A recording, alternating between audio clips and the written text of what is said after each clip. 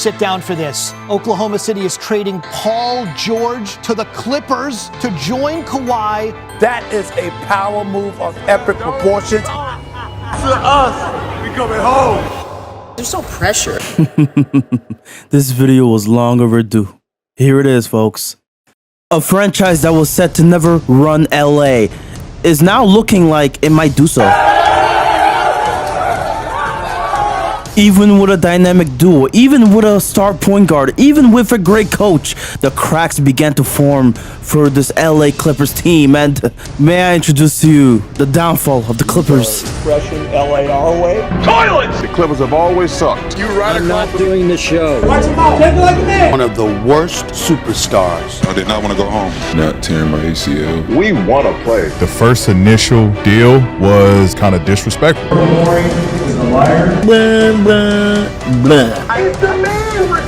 Y'all ain't doing nothing. You remove a vampire from the locker room. What else is there to wait for? Here's the show! The downfall of the Los Angeles Clippers! Featuring Kawhi and PG, of course. Let's get to it. We've just been unlucky. ESPN predictor. Right. 33 wins. That's what they said. Charles Barkley, 33 wins. Vegas, 33 wins. And we going to the damn playoffs.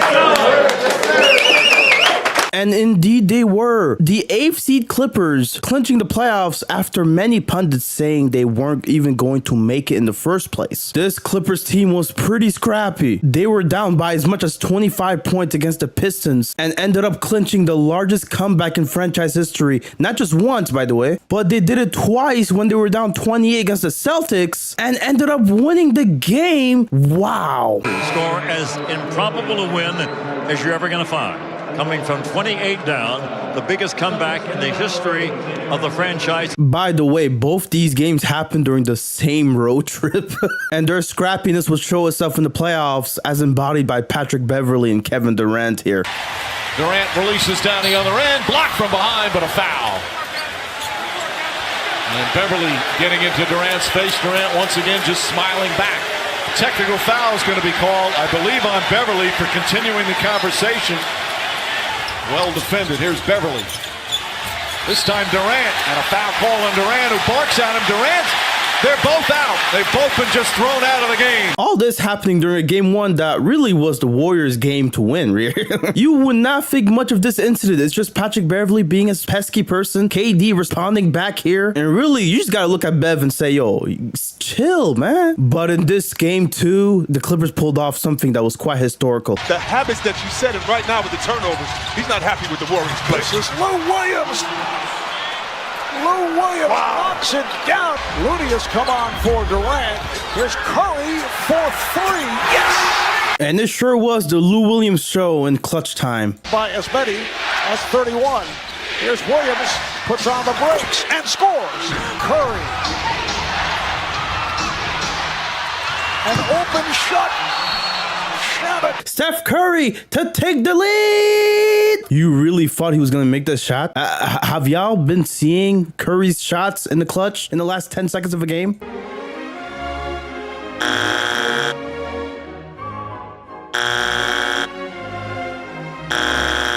But let's be for real, right? Curry is clutch.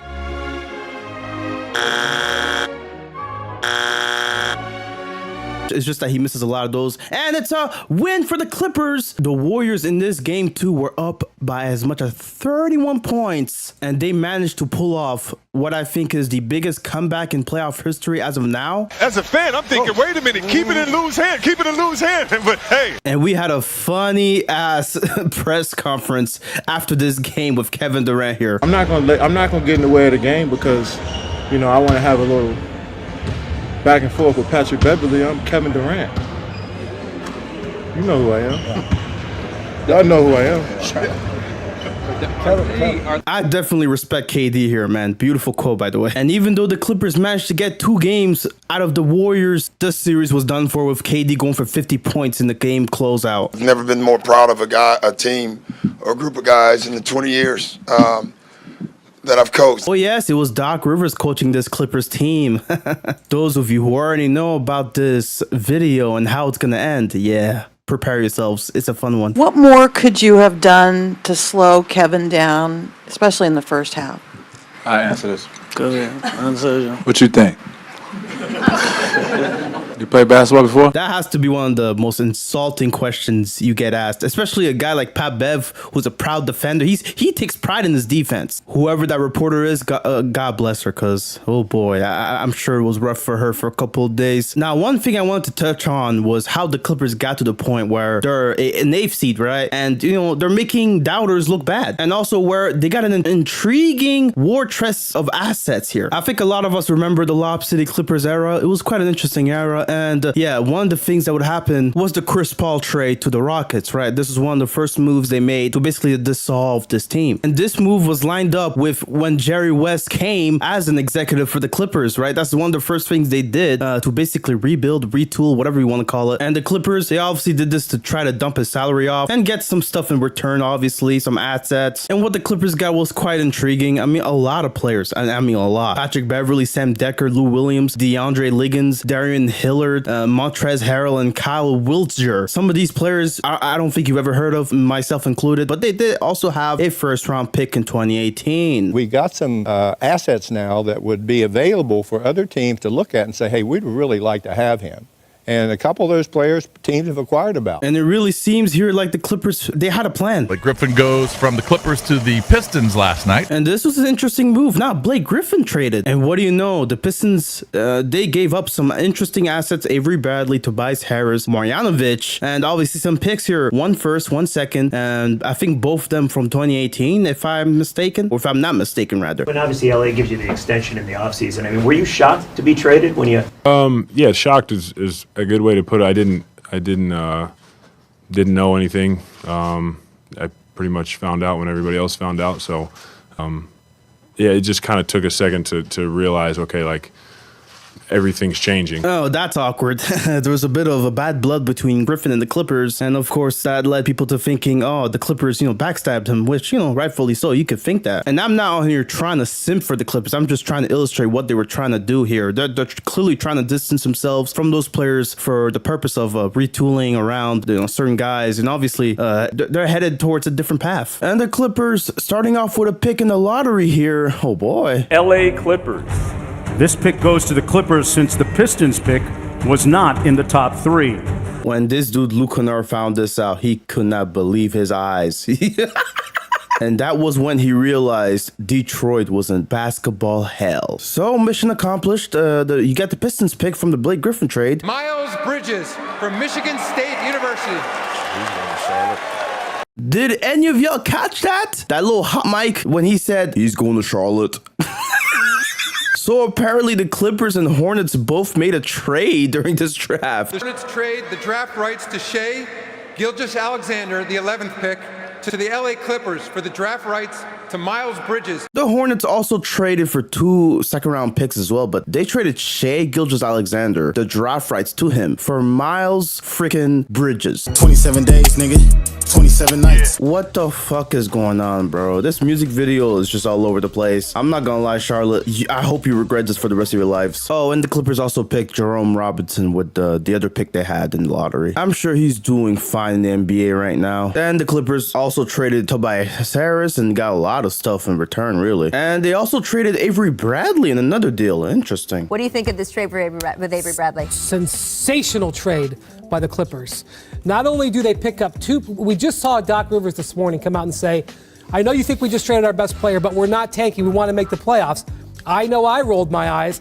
They make a trade for Jermichael Green and Garrett Temple, 2 guys who I think will help them immediately. And not only that, Avery Bradley had a partial guarantee next year.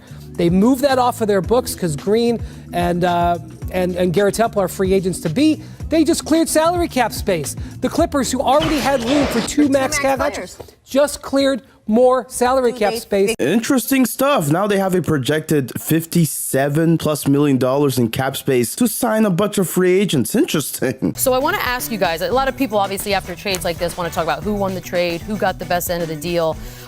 We're looking at cap space for next summer and who would contend for the biggest names out there. You got Kawhi, KD, Kyrie. Wendy, I'll start with you. As far as the transition from the days of Blake and CP3, with the Clippers, where are they going? Well, the Clippers have made it something they do every year is trade their best player. They traded Chris Paul, they traded Blake Griffin, now they've traded Tobias Harris. They have set themselves up to have flexibility to add star players. I don't think this will happen, but they now, if they wanted to, could put together a heck of a trade offer for Anthony Davis. Now, AD's not a free agent, right? He's a trade target that the Clippers could go after. But you got some interesting names here. Kevin Durant, Kyrie Irving, Kawhi Leonard, DeMarcus Cousins. Wait, what the?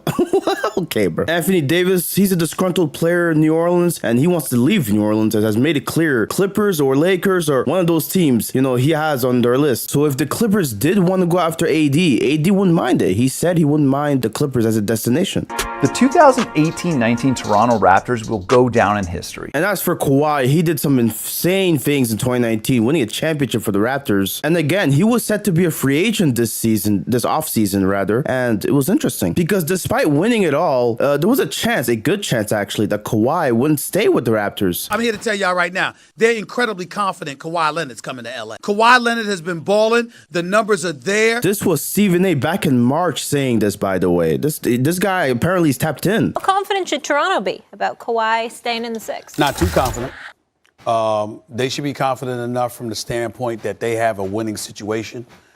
He is on a championship contender.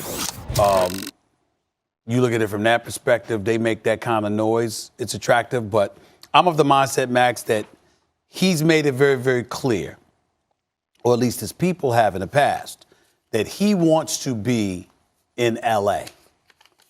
And I'm here to tell you right now, the Clippers are incredibly confident that they can get him. Don't know how Jerry West will pull this off, but if he does, man, he's on pace to do something historic with this Clippers franchise, bro. Now, Kawhi, he does have a player option that he will probably decline for more money, but I don't know that Stephen A. Smith is a great, credible source here when it comes to this stuff. And why would Kawhi want to leave such a great situation in Toronto with an all-around team that is almost so complete? And really, he's the missing piece. I guess you could say winning it all is not all that matters, really. He wants to go back home. That's what Kawhi apparently wants to do. But I promise you, if he does, he's going to regret it for the rest of his life. Sit down for this. Oklahoma City is trading Paul George to the Clippers to join Kawhi. That is a power move of epic proportions. And now you got a legit battle of LA forming here, with AD also going to the Lakers instead of the Clippers. Paul George going to the Clippers via trade. Wow. And the Clippers have visions of riding their new dynamic duo to a title and replacing the Lakers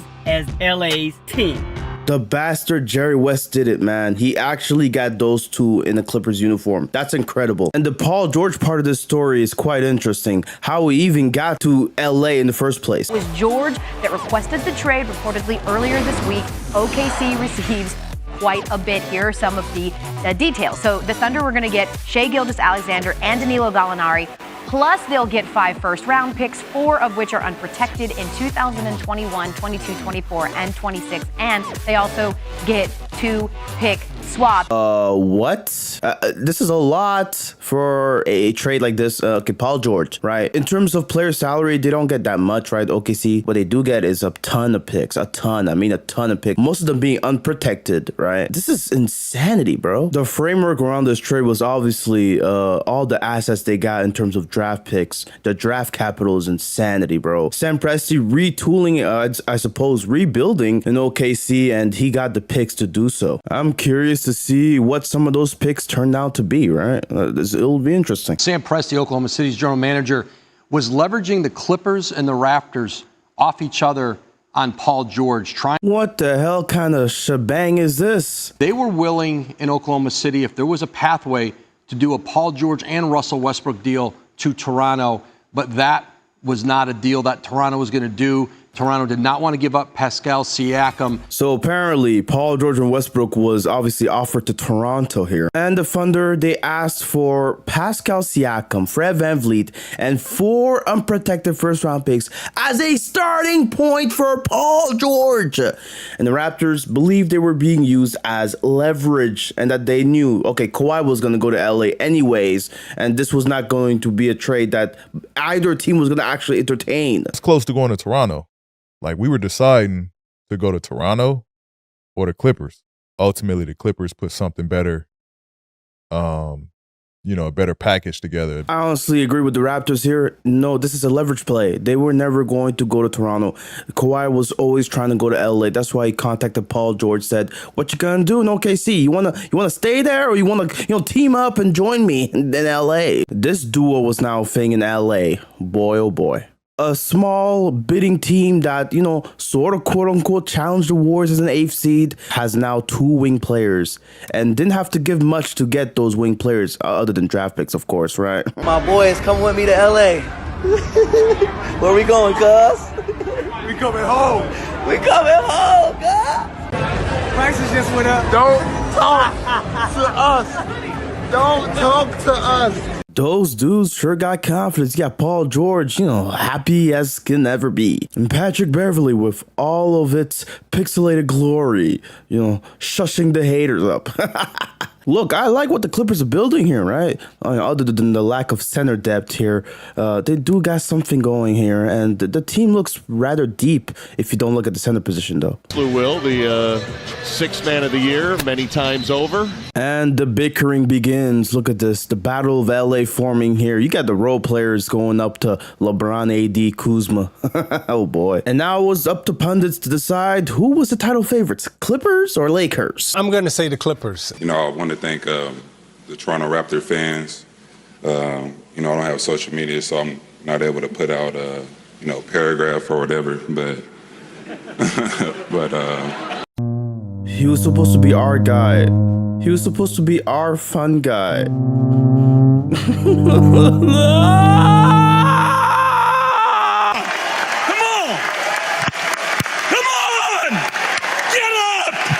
And I low-key like this guy, Steve Ballmer, man. It's just sad to see Kawhi in a different uniform, bro. He was supposed to be our fun guy.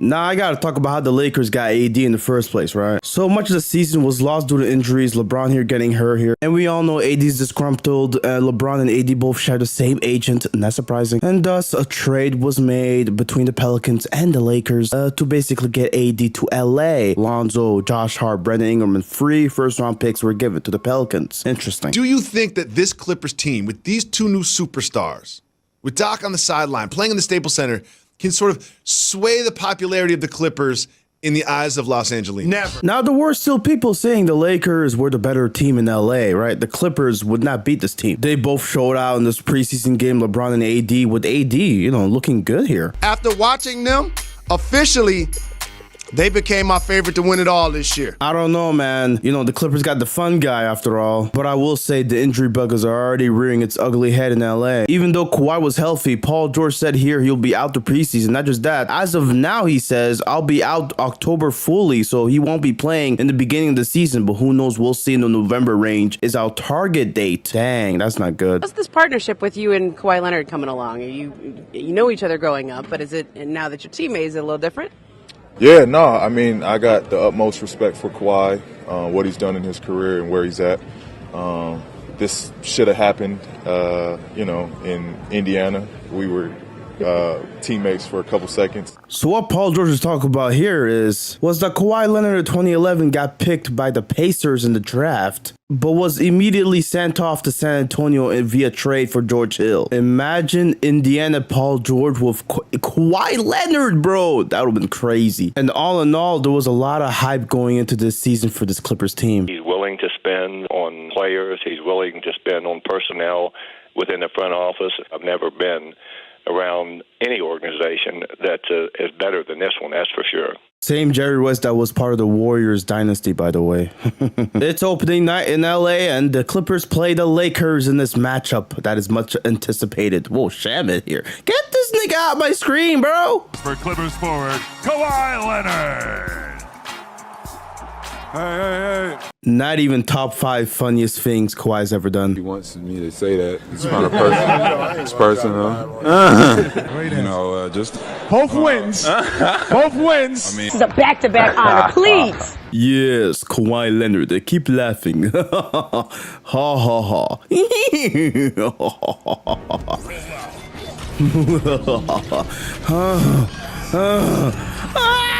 Yes, I laugh and smile all day. Well, it was now time for Kawhi to laugh his way to the bank on the court. Bang, bang. Kawhi, shot clock at 3. Caldwell poke defends. What a shot! Beverly. Uh-oh, backhand. Here comes Howard! He did it with the left hand! Kawhi had himself a fantastic Clippers debut and beat the Lakers as well. I suppose there was nothing they could do against the fun guy. He was supposed to be our guy! Why is he in LA? I don't even know where you're sitting at. Enjoy this moment. Yes, I enjoyed it. Yes. We're cooked, bro. What does my franchise become, bro? Like, Kawhi's gone. Siakam's gone. OG's gone. Everybody's gone! What do we do? And worse yet, there was a New Balance commercial with Kawhi Leonard right after the game ended. One more time. It reads, "Reign over LA." He has a crown keychain, and these are apparently his kicks. Oh, all right, bro. Kawhi's definitely trying to send a message here, right? He's driving through Kawhi-Town. Yeah, he says he owns LA. Not LeBron. No, Kawhi owns LA. And so the Clippers, in the second game of the season, end up beating the Warriors. Oh, wow. What a game that was. After this game, this is game 2 of the season, mind you, Patrick Beverley went on to talk to Steph, and this is what reporters were able to deduct is what Beverley said. He reportedly told Curry, "The next 5 years are mine."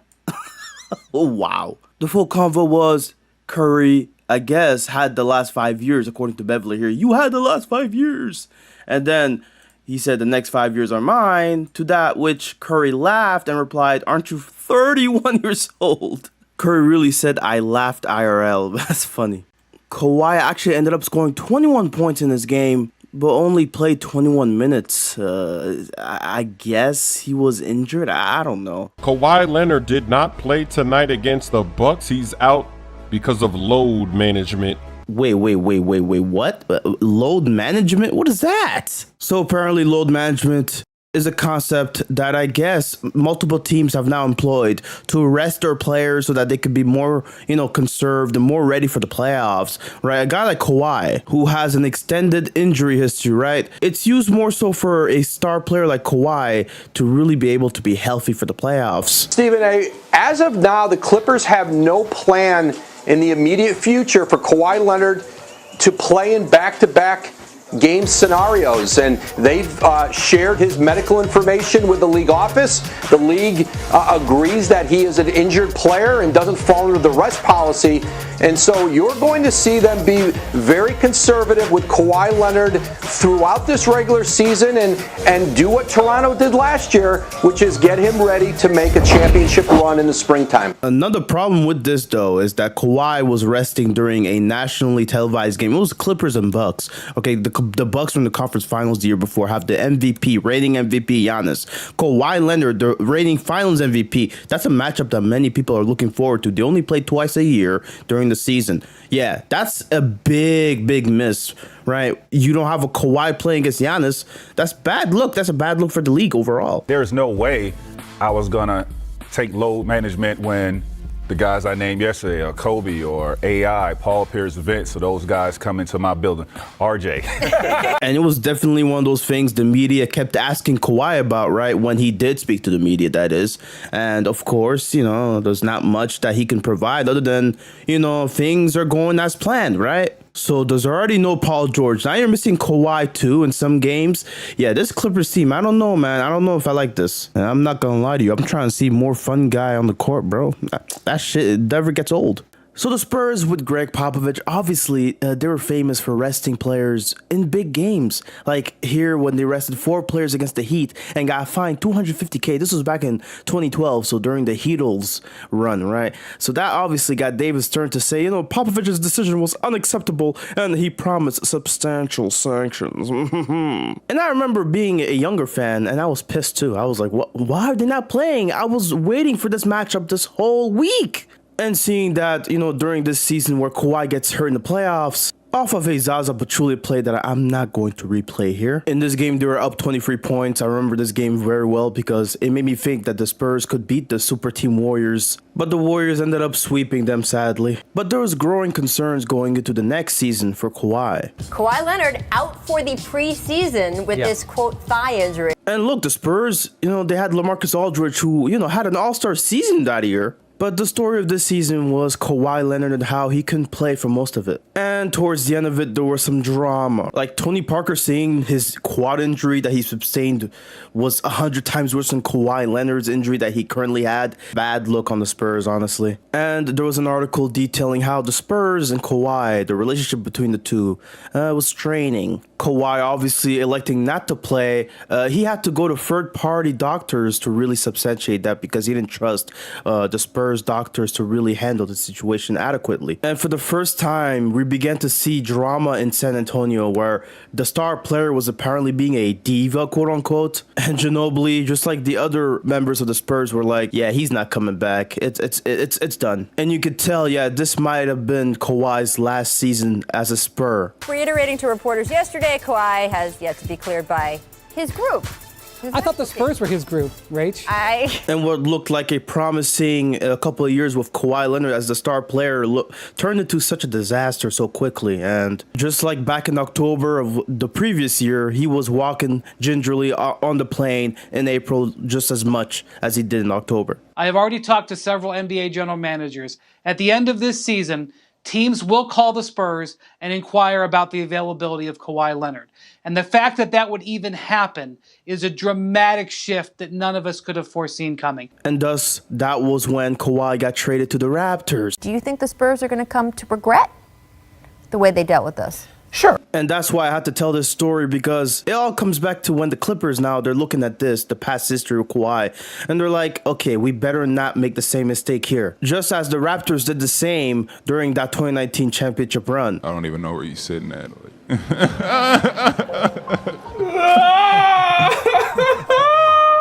hate this one. There you go. And look, having Kawhi sit in his second game of the season is not ideal whatsoever. But because the Raptors did it and it resulted in a championship that year, well, teams are going to follow suit. Williams to George. Off glass, and welcome to the family, Paul George. And finally, Paul George in mid-November made his debut for the Clippers. What called you sensational tonight? Would you evaluate your own debut? It's nice from Doc. I thought I was terrible. I got a lot to get back to. Mind you, in this game he had 33 points, 9 rebounds, only played 24 minutes. How exactly was he terrible? I have no idea. Maybe the defense? Who knows? Meanwhile, on the other end of Staples Center, the Lakers were cooking, and it was LeBron and AD, the tandem, that was doing damage. And the Lakers have a 3-on-1, now a 2-on-1. A transition nightmare, LeBron AD. And oh boy, the fuck you freeze, bro. That was a time. He ended this game with a triple-double that was quite historic. He became the first player in NBA history to put up a triple-double against all 30 NBA teams. And the Lakers have the best record in the NBA at 12-2. Who's better, Clips or Lakers? I've got to go with the Lakers. Okay. I just think... Just on star power? Yeah, some people had the Lakers being the better team, whilst others... I'm like 60% Lakers, 40% Clippers. What gives you pause, then? Why aren't they the KD Kawhi, Warriors? when he plays, he wins. And some people thought the Clippers were better. Going forward, who you got? Who has the edge in LA? I assume we're only talking about this as a debate because Shannon is here. Because to me, there really is no debate. What?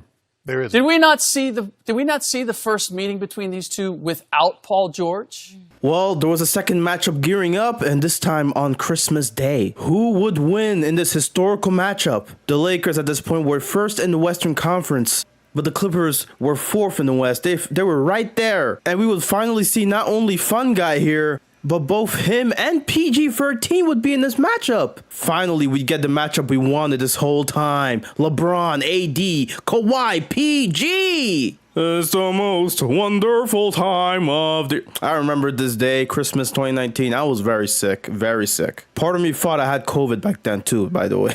that was a wild time. And I'm not gonna lie, it looked like the Lakers started figuring things out in terms of how to play this Clippers team. It's off the bench, most likely for one of the bigs. Leonard ties the game. But you got the King of LA striking back.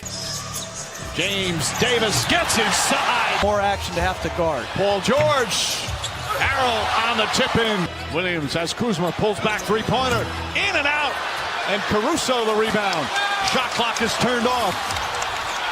Do the Clippers foul here? Not yet. I'd go to the rim right now. Less than 10 seconds left. 3-point lead for the Clippers. Lakers with the ball. James Caldwell Pope back out to James. Beverly all over him. 6 seconds remaining.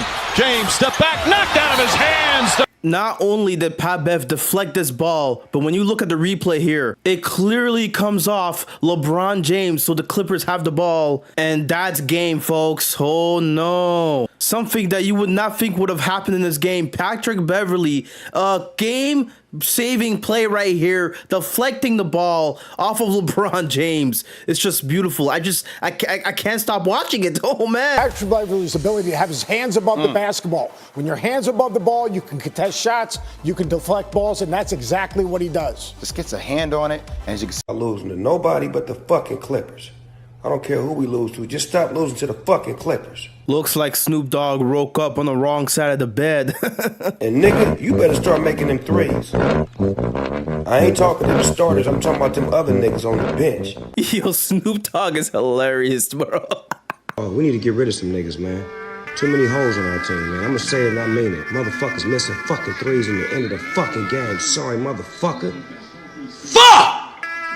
Fuck my Christmas up with this shit, nigga. You could be having fun during Christmas night. You could have, your kids opening gifts and all that jazz. And Snoop Dogg chooses to get his emotions really turned up because of a Clippers-Lakers game, bro. That's how much the NBA affects him. That's beautiful. And there was also this that broke after the game. In the first quarter, Patrick Beverly drove to the basket, made contact with LeBron James in the groin area. Never comfortable. But you remember, James got injured last Christmas and it derailed the Lakers season. He was limping out of the locker room. He got a shot to the groin in the first quarter on a collision with Patrick Beverly, and really it hit the same part of his body that had been affecting him since he missed that last game against Denver. He told us that it set him back. Those 5 days of rest and recovery he had coming into this game, he's back to square one. Yeah, now I see why Snoop Dogg's mad. Yeah, I'd be flummoxed too. Marcus Morris Sr. gets to the middle. Wow. Other than the fact that this is a crazy play, yeah, Paul George was still dealing with injuries. I know fans don't want to hear that, but yeah, he was dealing with injuries during this time. Despite the fact that Paul George joined Montrezl Harrell and Lou Williams in this game and scored 30 plus points in a game, first trio in NBA history to ever do that in a single game each. Paul George struggled with that hamstring injury that, bugged him earlier in January and was obviously bugging him to where he had to miss the next 2 games. And this would sadly rear its ugly head later in the season, as you'll see later in this video. And Woj, a story that came out that brings up an interesting topic here is Darren Collison wanting to come back into the league. He's a 10-year vet, and he says the only place he wants to play is in LA, so he could be an addition to either the Clippers or the Lakers. I'll be a minimum player. This is found money for one of those teams, and the Lakers, who really have been looking for a secondary ball hand. There was Darren Collison talks. A Darren Collison sweepstakes, as you could say. 2020 was such a weird year, man. Oh my goodness. But the Clippers, after losing to the Celtics, there seemed to be a bit of concern. Celtics were in action last night, won a double overtime thriller over the Clippers, 141-133. Sadly, in the game, though, Paul George ended up leaving because he had hamstring issues again. I have no idea. He just told me he felt his hamstring again, so... said it wasn't bad, and I said, you shouldn't have told me that. I don't think he wanted to come out, but that's, once you tell me your hamstring, feel anything. We have an All-Star break coming up. It's a no-brainer for us. Yeah, this is not a good trend. Even though Paul George, he's been doing good with the team. Even though the team is good, even without him, it's not a good sign that, both Paul George and Kawhi have been dealing with injuries. After all the hype we've seen from, obviously, Kawhi and the Clippers and Paul George, it's unfortunate, really. Max, how concerned should we be about this Clippers team? Highly concerned. Highly concerned. Things were getting testy in LA, and it wasn't for the Lakers, for the Clippers mainly. Vegas has decided that the Lakers are the top odds. Next are the Bucks. Third are the Clippers. And look, the Clippers having to shore up their front court, they traded for Marcus Morris. And all the Clippers had to give up was obviously some assets, but really mainly Mo Harkless, which, wasn't really that pivotal of a player anyway. And instead of Darren Collison being on the team, they got Reggie Jackson here. They got some interesting weapons now, the Clippers do. Are the Clippers unraveling? I think so. I think just a little bit. There is a fast break where Kawhi Leonard throws the ball, and he's trying to throw. Here it is right here. And look at him. He's throwing this pass to Landry Shamet, looking for him to go to the basket. He doesn't. Now look at how Kawhi Leonard is acting right there. When have you seen him like this? Max calls him a cyborg. He's emotionless. He doesn't react. Now look at him right there. And this obviously coming off them losing 3 straight games. They're third in the West. I'm trying to work on it, guys, I promise. But as they're saying, right, things are slowly unraveling here. But one saving grace for them is that Kawhi, he's been as advertised. Okay, the games that he did play during this season, he had stretches. I think he had 9 straight games where he scored over 30 points. Here he had his first career triple-double in a game during the 2020 season. And it was quite interesting seeing Kawhi play this well. And obviously, it was to the point where during the All-Star game, Kawhi was actually good. Like, he was almost robotic. Look at that shot, bang. And Kawhi with the, Kobe Bryant MVP award, the first time it was named such, obviously after the unfortunate passing of Mr. Kobe Bryant, right? The Clippers have marketed themselves in such a way that they want to appeal to fans who feel like they're kind of the gritty underbelly of this glamorous town. And they really feel like this roster is a reflection of that. That's the pitch they really want to make to their fans. And as we famously know, these are covering the Lakers championship banners. But the magnitude of what LeBron was doing and the Lakers as a whole, first in the Western Conference still. They're 20-0 when LeBron scores at least 30 points. This guy LeBron in his mid-30s battling for MVP against Giannis. And once again, this would be the third edition of the Lakers-Clippers matchup, which was obviously highly anticipated. And oh boy, was it a statement from the Lakers. It was one of those games I was like, damn, the Lakers might truly win it all. This building is filled with Laker jerseys. James drives, layup, count it, and the foul. Against Morris, Leonard chooses not to help. And the Lakers once again showing this is a Lakers town. And now the Clippers only edged the series 2-1 against the Lakers during the season. Shannon Sharp at Club Shay Shay over here to my right. Good morning, guys. We have an awesome brunch menu. Now, what I have here is French toast on sourdough. I have regular French toast. I have pancakes, have some sausage links going on. Got some. This motherfucker, Shannon Sharp, is really enjoying himself. Even getting drinks this early in the morning? Oh, my. I told you the GOAT was going to cook this weekend. Now, we took care of business on Friday, and then we took care of yesterday. Your guy, the guy that you've been hyping. Yeah. And so he told me, I talked to him last night. We been DM. He said, hey, do what you do today. You do not DM with my guy? No. With my guy. Your guy ain't even on social media. But I just wanted to put a little something together, let everybody know we cook, we're alive and well. Club Shay Shay, known for entertainment, but the brunch is banging. How you doing, Skip? Let me hear what gets up.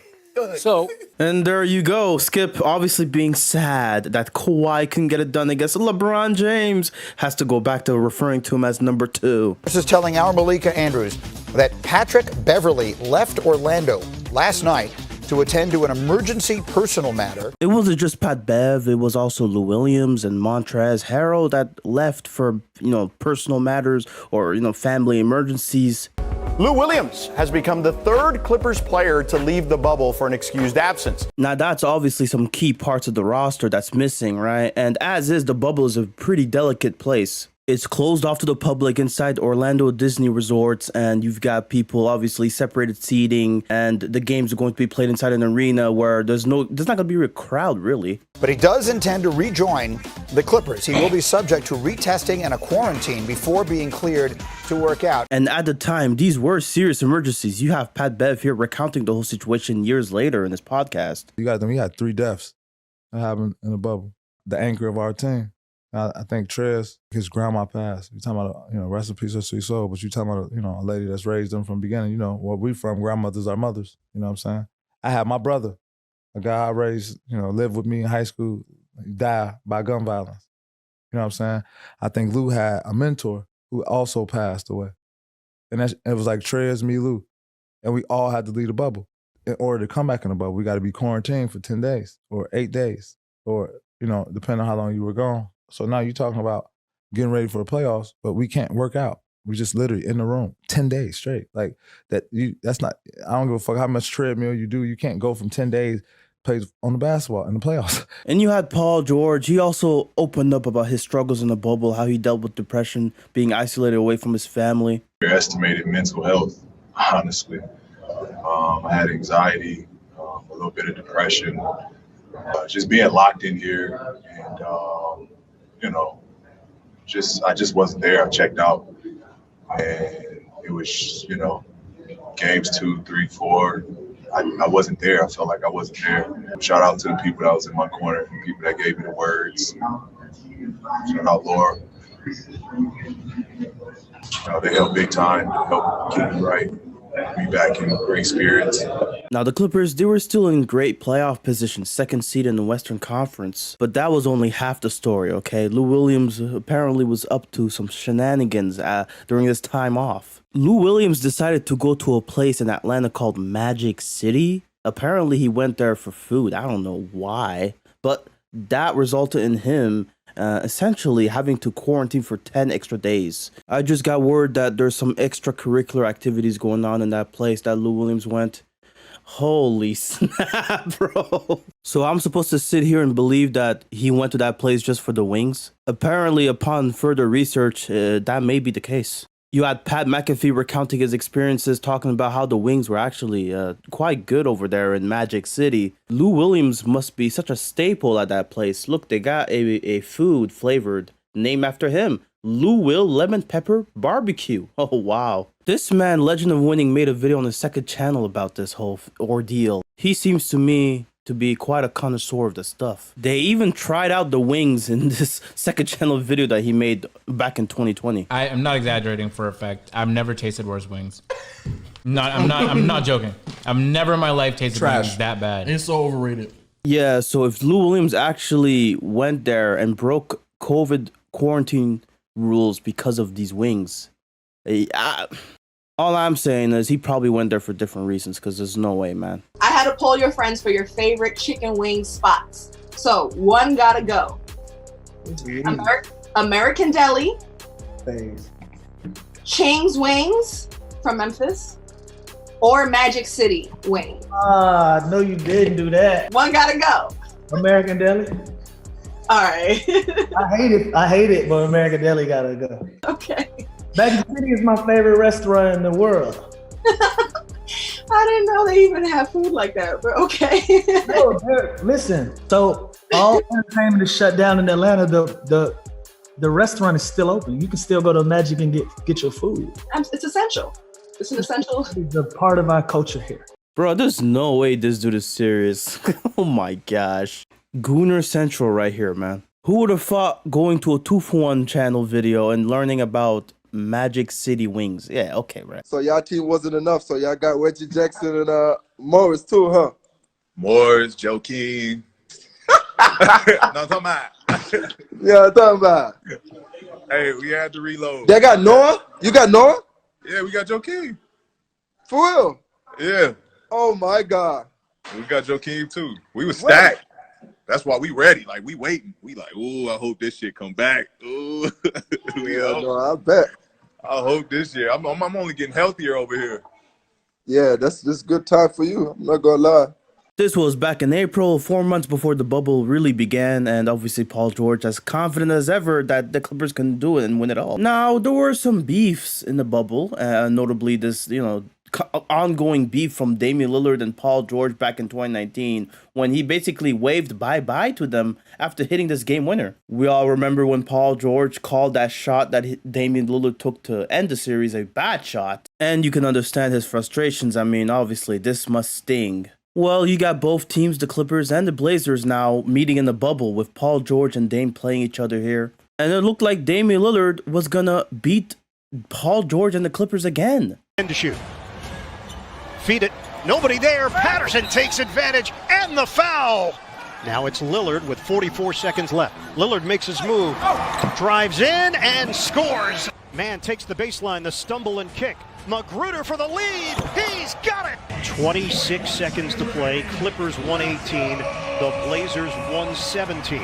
Dame with the ball in his hands draws a foul on Magruder. So now Dame has a chance to take the lead here with 2 free throws. I don't know what I just said. I'm not going to lie to you. It's actually rare to see Doc disagree with the call. Usually very supportive of the officials. And Damian Lillard comes up short. His first free throws of the day.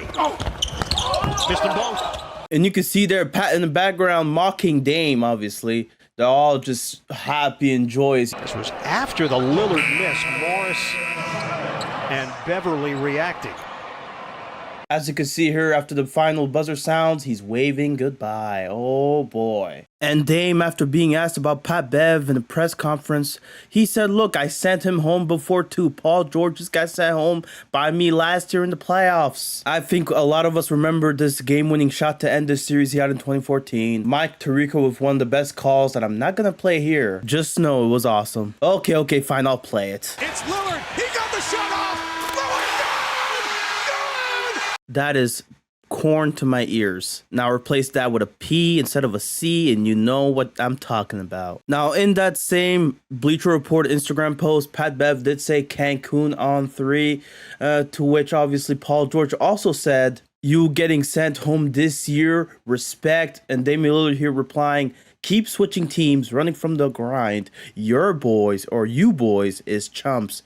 I butchered that one. Oh boy. This was a beef that a lot of us were invested in 2020 because, let's face it, we didn't have much else to do. But it was playoff time and the Clippers were playing Wonder Boy Luka Doncic in the first round of the playoffs in the bubble. And even though the Clippers won game 1, it was all Dallas in game 2, dominating in this one. And when you look at this series, right, Porzingis got ejected in game 1 and you could argue that Dallas could have won both games and really be up 2-0 here. And Luka Doncic combining for 70 points in his first 2 games. Only George Mikan has had more points in their first 2 playoff games in their career. What really surprised me about last night was how easily the bench was scoring on the Clippers without Luka to create shots for them. You had Boban in the first half, came in and went off for a short stretch. And then Seth Curry and Trey Burke took turns in the second half, primarily with Luka Doncic on the bench with his 4th and 5th fouls. So those 3 guys go 19 for 28 from the field. Like, where is this vaunted Clippers defense? Yeah, the Mavericks being a positive with Luka on the bench is not a good sign if you're the Clippers. We got to be ready. We got to come out a lot stronger.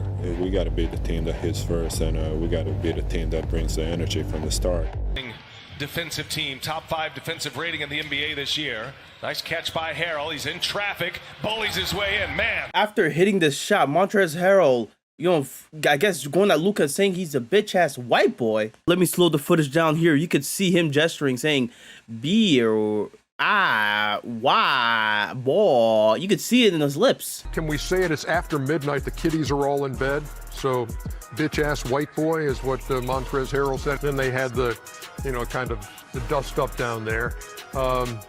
Stop flopping. Now, apparently the two made up and apologized to each other. I mean, Montrezl Harrell mainly apologized. Yeah, it was Montrez that was in the wrong here. He apologized, obviously, for what he said. I think the funniest thing of this whole thing is hearing Ernie say, bitch-ass white boy out loud. Doncic pulls up, 3-pointer.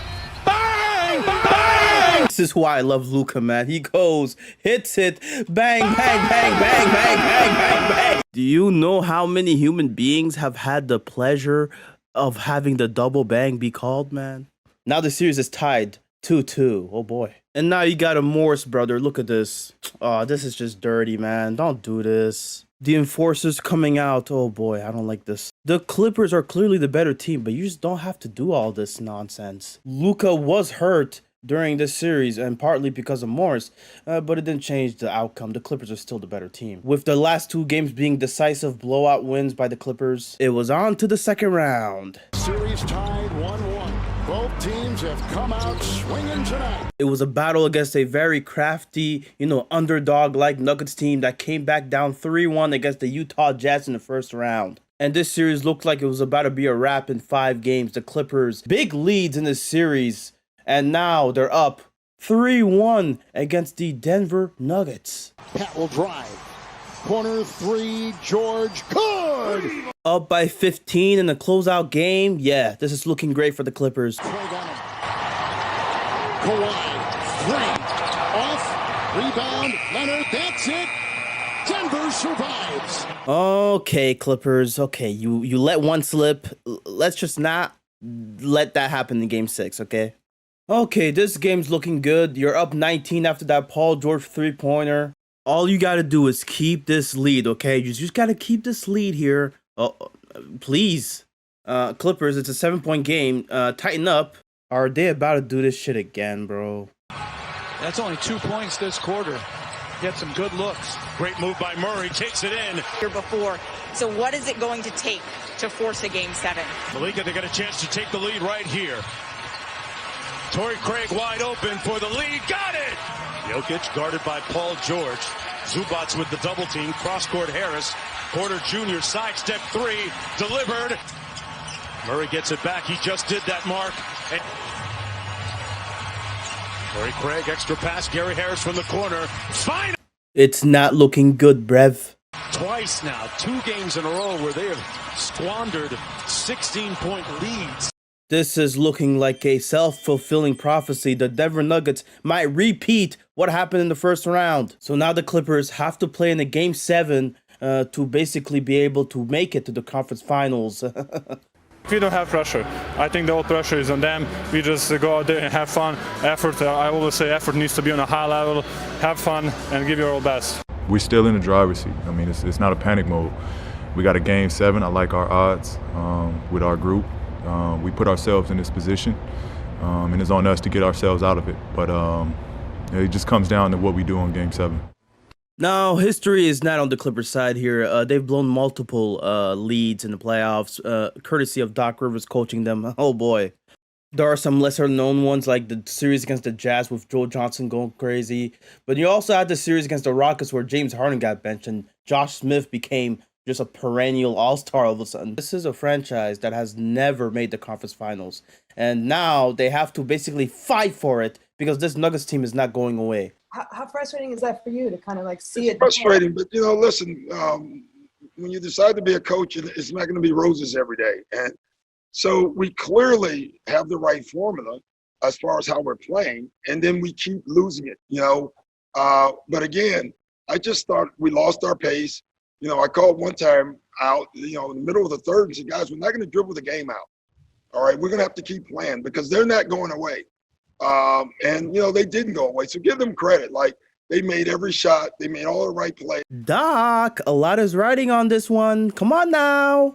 We missed some shots, but I didn't like our shots. I didn't think in the first half we touched the paint and then the ball came out and we got shots. In the second half, we held the ball. And we put no pressure on the defense. That might be a coaching problem, Doc. I don't know about you, but that's something you gotta have to fix.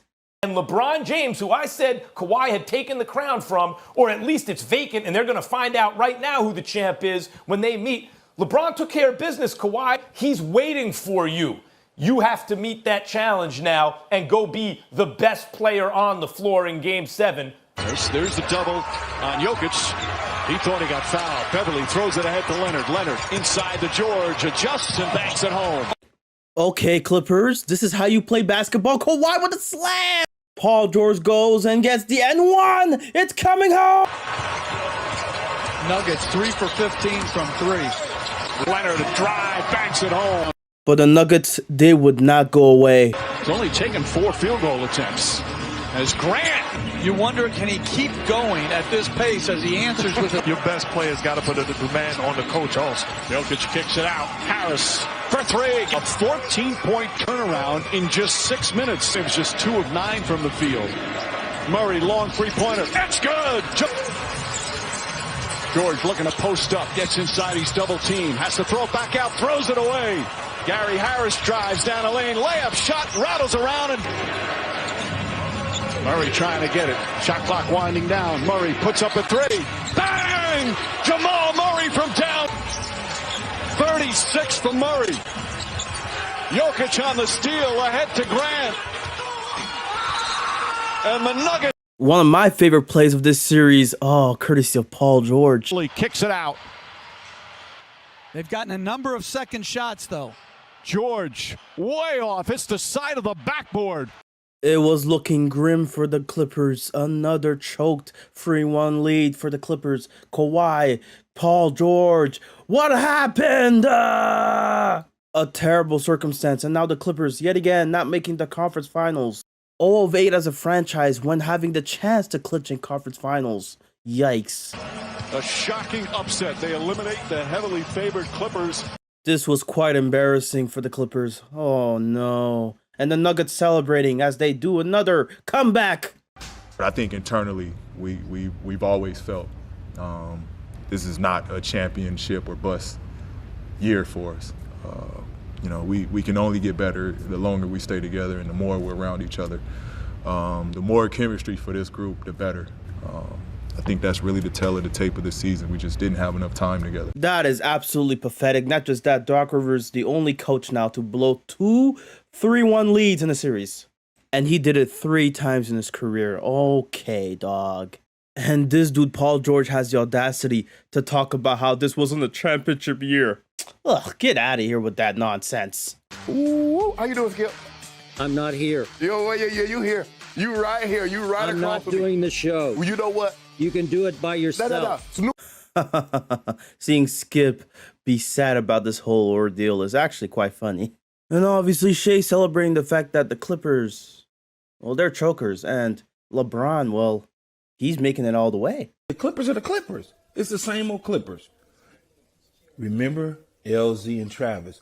Oh, the Clippers are not the Clippers. Steve Ballmer's different. Doc's different. Kawhi Leonard, blah, blah, blah, blah, blah. At the end of the day, the Clippers are the Clippers.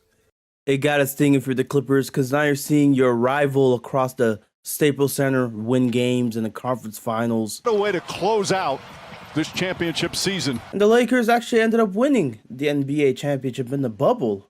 So now the Lakers, they are for sure now the biggest talk in town. This could have been you, Kawhi. This could have been you, Paul George. Read it and weep. This is why y'all are not champions. Y'all are just not good enough. Kawhi Leonard. That might be the biggest choke job we've ever seen in NBA history. I mean, it was that bad. I'm looking at the stats. He shot 6 of 22 in this game 7. Terrible. Paul George, just as bad, even worse with 5 turnovers, shooting 2 of 11 from the 3-point line. Brickster extraordinaire.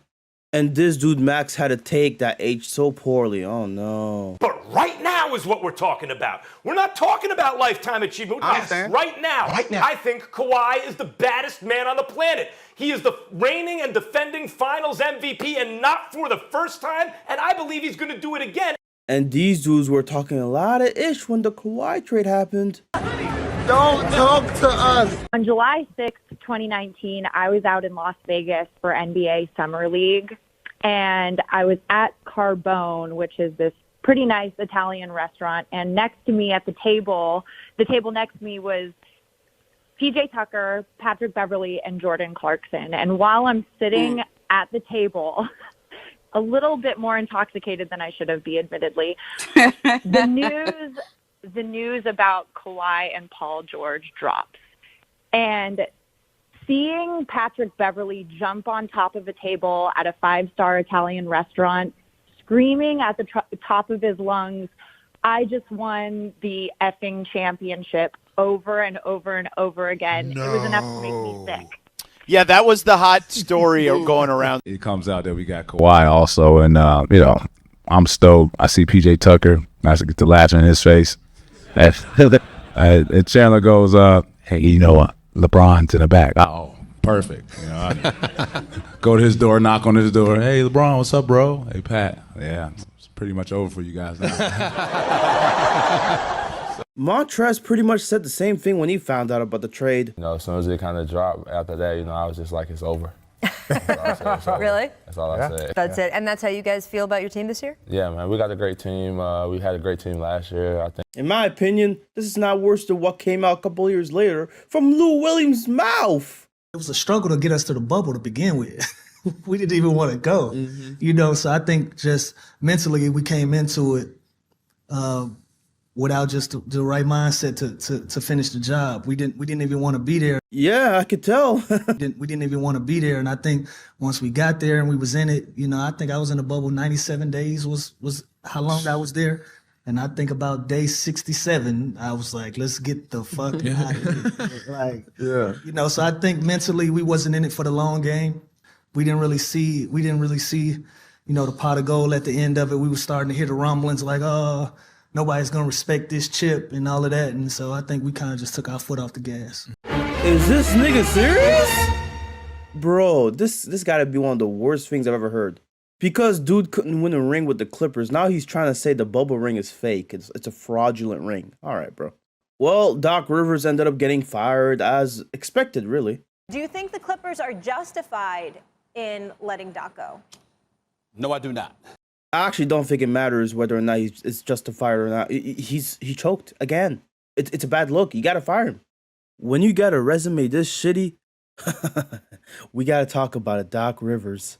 This certainly is a deja vu moment by Doc Rivers. He just keeps choking away leads when he has a 3-1 lead. What is going on with Doc Rivers, man? Fool me once, shame on you. Fool me twice, shame on you. Fool me 3 times, shame on you. I don't give a damn. You are ass. Look at this. Oh, it keeps going. It keeps getting worse. Oh, Doc, you are a choke artist. News yesterday, our Adrian Wojnarowski reporting the Clippers and Doc Rivers have parted ways after a disappointing postseason exit. That is great news. The Clippers did the right thing here. And the word is the Clippers already have a replacement in mind, a coach that has actually won a championship in the last decade. With that said, while there were a lot of great coaches, we had to get the best of the best. And the best of the best is Ty Lue. Tyronn Lue, obviously crucial, coaching the Cavaliers to their first championship in over 50 years. Sorry, it was the first championship in franchise history, but the city's first championship in over 50 years. My bad. The Clippers and Ty Lue have agreed on a 5-year deal to make him the team's new head coach, sources told our Adrian Wojnarowski. He was working as an assistant for the Clippers during the bubble, so of course it only seemed right that Ty Lue would be the replacement, as he was obviously respected, well-loved by the players. And Kawhi Leonard and Paul George now ushering in a new season of Clipper basketball under a new coach this time. Chris Haynes of Yahoo, friend of the show, he wrote that PG and Montrezl Harrell got into a heated exchange during a timeout. Montrez recently revealed this in a Players Tribune article. And Montrez did say, obviously, the passing of his grandmother contributed to, him being heated at Paul George, contributed to a lot of things. He even said here, I should have never went back to the bubble if you really want to be truthful about it. So during Game 2 of the Mavs series, Montrezl Harrell basically tried to correct Paul George because he butchered the coverage, saying it's a switch, P. Paul George then comes at him and says, hey, who you talking to right now, bro? And this is where Montrez, obviously, he was angry. He told everybody at Paul George, I will knock you the fuck out, bro. You're tripping. You was wrong, bro. You're wrong. As much as I can sympathize with Montrez at the time, obviously, he was going through grief. You really just, you gotta be careful and be composed in these times. I've been told Doc gives special treatment to his stars, which would be Kawhi and Paul George. They can kind of deal with it with Kawhi because he delivers pretty much every night. Paul, though, 2 10-point games against Dallas, Denver, a 9-point and 11-point, I think a 14 and a 15-point game as well against Dallas. Guys aren't understanding and feeling the extra treatment, special treatment he gets, treated like a star when they don't see him producing the way Kawhi does, or most are with the consistency of a star. And then our apparently he went further, saying that Colin Cowherd said Paul George potentially should be traded. Now, Paul George also opened up about his struggles in the bubble and said some things that were quite interesting here. I missed I missed that time in the summer of playing pickup ball, hooping, getting a rhythm, getting a flow, working on my game. The timing right. The timing right. So when I came back into the league and started playing again, I just felt off. Like I didn't feel like a part of the team. And then, you know, the way I was being used, I felt like I was, you know, Doc was trying to play me as like a Ray Allen or like a JJ Redick, like all pin downs, all like, I can do it, but that ain't my game, right? You know what I mean? I need some flow, I need some mixes, pick and rolls, I need some post-ups. All that. Just different touches, you know what I mean? Oh, so Doc Rivers misused you, huh? He was the reason why y'all struggled, I guess. And Doc obviously responding to the Paul George allegations, I guess. And yeah, it's quite interesting. And he obviously, Doc Rivers, you know, leaving the Clippers saying, hey, Ty Lue was sitting right next to me, so you better hope it's not adjustments. It ain't going to be much different with Ty Lue. Paul George, the Clippers all-star forward, has just signed an extension that will guarantee him over $226 million over the next 5 years. I guess that's the star treatment that Clipper fans or Clipper players are talking about. Yikes, that's a lot of money. Now, the Clippers did do a trade for Luke Kennard here that had some fans going crazy. Now, I can't show you the clip because I can't find it now. If you know, you know. I'm happy I'm home. You know, it's one of the teams I grew up loving and you know, wanting to be a part of for a long time. I'm committed. I'm here. I want to be here. I want to retire a Clipper. I'll say that, you know, and you know, every year. PG also wanted to clear up some things between him and Doc Rivers.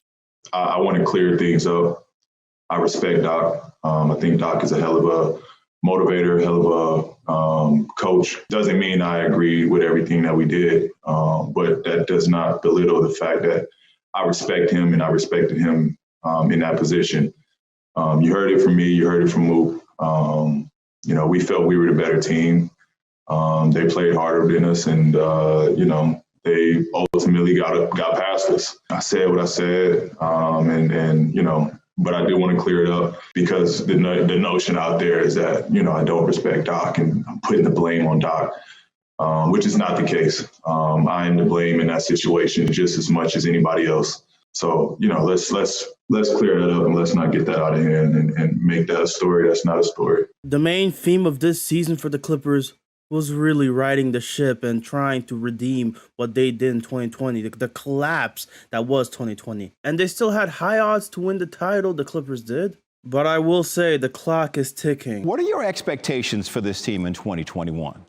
Well, the Clippers got the same expectations as the Lakers. As long as they have Paul George and Kawhi Leonard, it's championship or bust. Perk then went on to say that the Clippers basically have no excuses this season, just like in 2020. But I'll tell you what, the Clippers better not be going out like this. Oh boy, getting blown out by the Mavs. But I'm sure this is one game. They'll bounce back from this. All right, the latest ESPN NBA power rankings just dropped on the app. The Clippers are at the top. They already bounced back. They're already the best team. Like, what's going on? Guys, it's an overreaction. Let's chill, okay? Offensively, they've been a juggernaut. First in net efficiency, first in three-point percentage. That one game where they shot 1 of 19 in the first half was an outlier game for them. And back in 2021, I don't know why, but we were, I guess, referencing the PER, a stat that I hope nobody actually takes seriously nowadays. But the Claw, he might be making an MVP push. I don't know, man. This is looking quite interesting. Wow. So much is riding on Kawhi Leonard this season, right? The legend of Kawhi. Can he do it again? He managed to recruit Serge Ibaka to be on the Clippers roster. And you got the fun guy with What It Do, Baby. This is going to be a fun season for Kawhi, I bet. You've been in championship locker rooms before. Do you believe this is a championship caliber group this year? You really never know when you're going through the process. As a competitor, I think I could win. So my competitive nature says, yeah. Fair enough. I mean, look, you never know what happens. And Kawhi, I think he understands that more than anybody. He's just a sensational player. Look at this shot here. Ooh, fake. Let me drive. Slam. Kawhi's never proven you can build a culture around him. What he's proven is that if the culture is built, he's the icing to a really good cake. And that maybe the Clippers, if not delusional, were asking him to do what he's really not as a person or a player. No, look, the evidence points to that. This is the angle they went with. Oh, he's a merchant. He's a team merchant. Like, I'm confused. What's that supposed to mean? But I agree with you because he's not a leader. He's not a very communicative person. So he's certainly not building a culture in a positive way. And last year we saw he really contributed to building a negative culture there with the Clippers. I think they say this stuff, but they can't name me like one or even two things that Kawhi did that contributed negatively to the culture. Like him underperforming is not him building a bad culture. That's just him underperforming, right? We can call that out as him underperforming or choking, whatever you want to say. But that's not him making a negative culture. And obviously they're saying this after Kawhi and PG combined to go 0-9 in the clutch time against the Bucks where they lost that game. Oh boy. And since Kawhi was set to be a free agent this summer, they were obviously asking, the media did, whether or not he would stay with the Clippers. This also becoming a talking point because he's most likely going to decline that player option that he's given. And the rumor mills were saying that Miami was poised to acquire Kawhi Leonard. To the time travelers in the future, you know how miserable Miami have been trying to acquire any and every big name star. He's pathetic. Absolutely pathetic, this dude. In that fourth quarter there, Paul was on the bench for the last, I think, 4:31. Was that related to him being nicked up? Benched him. He had some tightness going into the game tonight. So, he got loose and he played, but he had some tightness going into the game. And then that last 4.5, 5 minutes, he just kind of he felt tight. He tightened up again. So we just got him out to be cautious. That hamstring seems to be bothering Paul George yet again. Oh, no. He had a toe injury in which he missed 7 games, and now he's getting put on minutes restriction with obviously Steve Ballmer being so happy to watch the Clippers play by himself in the arena. And a smart play. You fouled DeAndre Jordan in this situation what Coach was talking about. Now he has to go to the line. Steve Ballmer. Pandemic hoops is one of the weirdest things to look back on. You just got Steve Ballmer watching by himself in an arena that's basically empty. The Clippers, though, they kept marching on. They kept ramping up. They kept trying to win games. They got Kawhi Leonard as an all-star this season as well. Well-deserved for my fun guy. Drinking game for those who want to play. Every time I say fun guy, yeah, I hope you survive. In fact, Rajon Rondo going to the Clippers. Robert, how much do you think this moves them up in terms of actual title contenders in the West? They're probably number one right now because I'm saying that only because LeBron is hurt. We don't know how bad LeBron is hurt. So what you're saying is the Clippers are getting a Mickey Rain out of this? Oh, boy. But Rondo, he's back in L.A., this time a Clipper. He sure seems to look excited about the whole opportunity that he has here. Kawhi's, his passing ability is unreal. I didn't expect him to be such a great passer. And that's the propaganda I'm talking about. Kawhi, the willing passer, the best passer. Rondo approves. Let's go. Whether or not this makes them a title contender or a surefire number one in the West, we'll see. Unfortunately, though, Lou Williams would have to be traded. But fortunately for Lou Williams, he's going back to ATL to get some Magic City wings. Let's go. Again, dog, this video, this thumbnail, low. What were you thinking, dog? The Clippers, though, they're reeling a little bit, losing here against the Nuggets. As it currently stands, the Clippers are third in the Western Conference, still in prime position here in the playoffs. They also acquired veteran big DeMarcus Cousins, who's obviously been struggling with injuries as of late. Charles Barkley really said the Clippers weren't contenders. Well, let me tell you something, Manuel. I've been poor, I've been rich, I've been fat, I've been skinny, I've been old, I've been in the Hall of Fame, and one thing I can always tell you, the Clippers have always sucked. This was said after a statement win against the Phoenix Suns, who were obviously the number 2 in the Western Conference. Yeah, I've been fat, skinny, poor, rich, old, Hall of Fame. Here we go, Clippers. Here we go. They are 3 games in back of number 2 Phoenix. After Kawhi schmackled the Phoenix Suns, It was up to PG to also carry the mantle. And on a scale of 1 to 10, how much do you trust Paul George in this year's playoffs? Yeah, my college jersey number 2. 2. Even though PG was cooking, 4th straight 30-point game, and the Clippers on a 7-game win streak as well, it still wouldn't be enough according to folks like Shannon Sharp here. Because guess what, Skip? We've seen this. People make it seem like we have not seen Paul George play exemplary in the regular season, only to follow that up with some bull jive come postseason. We focused on us. I don't know what that chirp is about. We focus on us. I don't care what they're doing over there. I don't care who they are, what they're doing. You know, I'm locked in. They can do the chirp, and I let them have it tonight. I just stayed in my zone, stayed in my place. You know, I don't know. Despite torching the Suns this whole season, they're still chirping at him. They don't feel like he's much of a threat. So there's definitely an element of Paul George needing to silence the doubters in this upcoming postseason. And as far as LA's rival, right, the Lakers, they're within play-in territory, man. They might not even be in the playoffs immediately, but it still doesn't matter to many. Who is the PSG of the NBA? Because I have a feeling like it changes every year. It was kind of maybe the Lakers for a little bit, where people kind of want to go. They got the big name. Right. No, but then the Lakers not too successful, right? Like you got to be good but not great. Like Paris is a glamour destination, man. Like people. So then that only leaves New York or LA. Yeah, or Miami, but the problem is, maybe it's the Clippers. Maybe they're the Clippers. Like modern Clippers, not like historic Clippers. Like even though the Clippers have had a better season this season, the Lakers' allure, the title magic, the title giants that are the Lakers, they're still going to be the number one team in LA. And I think the Clippers, they still have to overcome that title drought. I mean, they haven't been in the conference finals as a franchise ever. I mean, that's just stunning.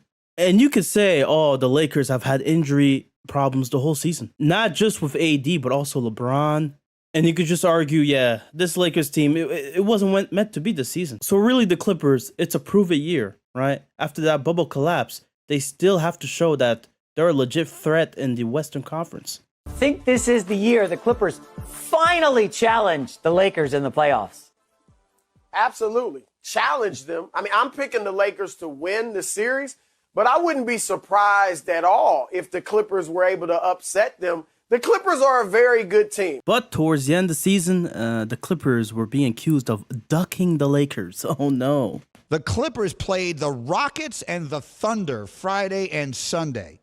Teams that went a combined 39 and 105 this season. Now, I do not want to hear that they wanted to rest. They did not play any of their starters yesterday. So apparently the Clippers were a 3rd seed before those 2 games. They ended up losing to tank so that they can be a 4th seed so that they could avoid the Lakers. Uh-oh. Why would the Clippers do that? Because the Clippers are so terrified of facing the Lakers being on their side of the bracket that they tanked to Houston and Oklahoma City. So now the playoff matchup is between Clippers and Mavs for the 4th and 5th seed games. If Lakers make it out the play-in as a 7th seed, they'll be playing the Suns, and obviously we'll be seeing the Clippers in the conference finals if they do make it that far. But obviously a lot of this is just speculation. Narratives are being formed based on which team you root for. The Clippers may have ducked the Lakers, they may have not. Or they may have just played their cards right because they're going to face a Mavericks team that doesn't play good defense, right, as a 5th seed. And then, second round, they face a Utah Jazz team that not a lot of people see coming out of the Western Conference. So the Clippers will be playing a foe that they're familiar with, that they've already beaten the first round, albeit Porzingis was ejected, and he did not play in most of the series. He is expected to play the whole series now against the Clippers, so let's see if that factor changes anything. We've seen the season before Max Kellerman saying that Kawhi is the more important player. He said it again in the following season. So history does tend to repeat itself, so we should see the Clippers winning the series convincingly. What's the biggest reason the Clippers lost this one? A baby bird. Oh no, Skip Bayless's Clippers. Kawhi could not beat Luka Doncic in game 1. My team led the league in three-point shooting. It led the league in free throw shooting. And you know what was about to happen. Nothing. They're choking their brains out because they know that they're supposed to shoot threes and make free throws, and they don't do either one. What? You were right about Kawhi Leonard. He was pathetic in the fourth quarter. He was great in the first quarter and kept them afloat. But when it was time, when Baby Bird was gagging his brains out, shooting. Hey, yo! You're muted, man. Skip Bayless is never speaking in this video again. It's done. It's done. Clippers down 0-2. This was your team. This man, Luka, might be the chosen one. 32-9-8. And as it says in the lower third, yeah, they're down 0-2 to the Mavericks, with both games being at home. Ooh, Clipper Darryl, Marcellus Wiley. Y'all talked all that shit about the Lakers, and you motherfuckers can't even win y'all first game in the playoffs? Talking about we barely made the playoffs? Like you niggas barely ain't gonna get out the playoffs. With fans in the audience. So what y'all made the playoffs? Nigga, y'all ain't doing nothing. Same old Clippers. Shout out to the Clippers. It's so hard. Shout out to the Clippers. They got clipped. Shout out to the LA Sparks, UCLA basketball team, and the YMCA team. All of them better than the Clippers. I think the Clippers have a more complete roster. Is it possible the Clippers take over Los Angeles? Never. Even if they win 2 championships in a row, they'll never run LA. Why? LA. Why? Because they don't have it. What do you mean? They don't have What it. do you mean it? They don't have it. What do you mean it? It's called it. Some people have it, some people don't. They don't. No matter what they do. First of all, they playing in our house. They need to go get their own backyard first. Yeah, he's not wrong on that last part. Apparently, Ty Lue and PG aren't concerned that they're down 0-2. Okay. They must know something we don't, man. They must have figured out how to stop Luka Doncic. They don't get anybody to stop him, though. Look at this. Even Paul George and Kawhi. Although Kawhi seems to have an easier time stopping him. And obviously, the odds are now on the Clippers' side here. The Clippers, it seemed like, figured things out, as they would not just win Game 3, they would tie the series in blowout fashion. They're playing great. You know, that's all I care about. I want the whole team to play great. You know, two players can't. This man, Kawhi, has been the one scoring a lot of the points for the Clippers. Paul George averaging 25, but Kawhi's the one averaging 33 points. This would be a series where every home team would actually struggle and lose their games. It was primed for the Mavs to take control of the series, but the Clippers actually making inroads in this game. It's a 1-point game with the ball. You know, this is a layup. Good and challenging. You know, Luka's not a shot blocker, and he's backing off on you. You take advantage of it. 3-point game, and Kawhi airmails that 3-ball. The claw to tie the game. Damn, he really just airballed that one. Oh, boy. And Kawhi actually getting outplayed by Paul George in this game. Wow. But it's the Luka 42-point game, man. What a special player. Now, as far as the Lakers playoffs, well, it's looking like things are ending poorly. For the Clippers, they're still in it. A massive injury to Anthony Davis at Game 4 when they're leading up 2-1 in the series against the Suns. And now the Lakers' chances of winning that series just eroded. Whereas Luka Doncic is just destroying the Clippers, honestly. It's crazy. And there's this moment here with Rondo looking furious at Kawhi. After that terrible loss, they have to respond on the road at Game 6 because it's do or die at this point. The way he played last night reminded me again of LeBron early in his career, except for LeBron couldn't shoot like that, where he would pinpoint the defense's shortcomings and attack it. Averaging 35 points in the 5 games of so far of this series. It's quite crazy. But it was the Kawhi show in Game 6. Doncic, Leonard, mid-range, so lethal. Possessions, they've got good looks at the 3. Leonard, crossover twice, pull-up jumper, puts it in. Leonard, pull-up jumper, it's good. 5 to shoot. Leonard, step back 3. Bang! Ultimate closer in elimination games, Kawhi Leonard with 45 points. He just had himself a game and he was cooking. This is what many were waiting for. Kawhi finally showing out in a big pivotal game. 25, the most shots you've taken in a game this series. How much of that is a conscious decision to say the hell with it? If we're going to go down, we're going to go down with me shooting. You know, I didn't have that mindset tonight. I came in with a defensive mindset, just trying to share the ball with my teammates. And, I was able to get a rhythm and I started knocking down shots. And, at that point, I just started being aggressive. Definitely, I did not want to go home. This was what Max Kellerman was talking about. This is why he took him as the more important player in the series over Luka Doncic, the all-worldly wonder boy. And it's a Game 7, baby. The best 2 words in basketball. Now, this was a game where you would expect the road team to win because that's been happening every game. But with the game being very close late in the third, the Clippers, they started to make inroads here. You know, there are tons of people that talk about the X's and O's and how the Clippers won this game. And what I can tell you is the Mavs were running this zone lineup with Boban a lot of times. And the Clippers just finally started taking over, shooting threes. And also, they were busting that zone like never before in this series. Splash. It got pretty ugly for the Mavs. I'll just say that much. There was also drama between Porzingis and Luka Doncic, right? Both of them not getting along with each other. There's frustrations there. Rick Carlisle also losing his job after this series. Ty Lue just, had a great coaching game here in Game 7. Out-coaching Rick Carlisle, running circles around him. This was not on Luka as much as it was on Rick Carlisle's coaching that really made the Mavericks lose this series here. Not to mention Kawhi Leonard becoming the second player in this century to average 30 points and shoot 60% field goal in a playoff series. This further puts the 2011 title as a very fluky title, let's just say it. They have not won a playoff series since that title run in 2011. The Wonder Boy, well, he was doing things that were never seen before in the Game 7. This series was quite historic for Luka Doncic, who actually put up numbers that were obviously put up only by Westbrook, 35 and 10.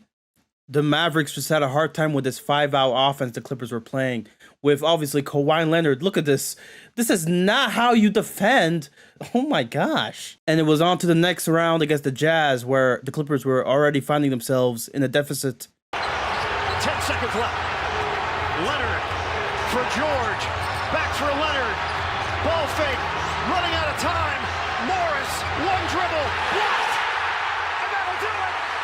Now, those of you who've watched my Gobert video have seen the series covered. And so I'll try to skim through a lot of the series, really. One thing I didn't cover in the previous video with Gobert, when talking about this series, the Clippers had a grueling schedule, right? Utah Jazz, they had won their series in 5, and they had last played, days ago, whereas the Clippers played like the previous day, if not like 2 days ago. So there was an element of rust versus rest here being played here. So the Utah Jazz really did have an advantage with D. Mitch going for 45 points in the Game 1. Damn.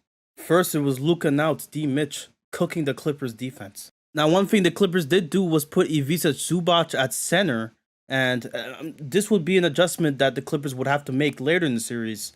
As, yeah, they wouldn't be able to beat the Utah Jazz with this lineup here, Utah being the better team thus far. Notice how the Clippers are closing with Morris at center. This was a key adjustment that Ty Lue made throughout the series that obviously got them good fortune. Despite being down 0-2, this is why the Clippers were not so worried, just like in the other series. Now, they didn't fully go away from the Ivica Zubac center lineups, but as the game went late, you could see here, this time I think Nick Batum is center. My goodness.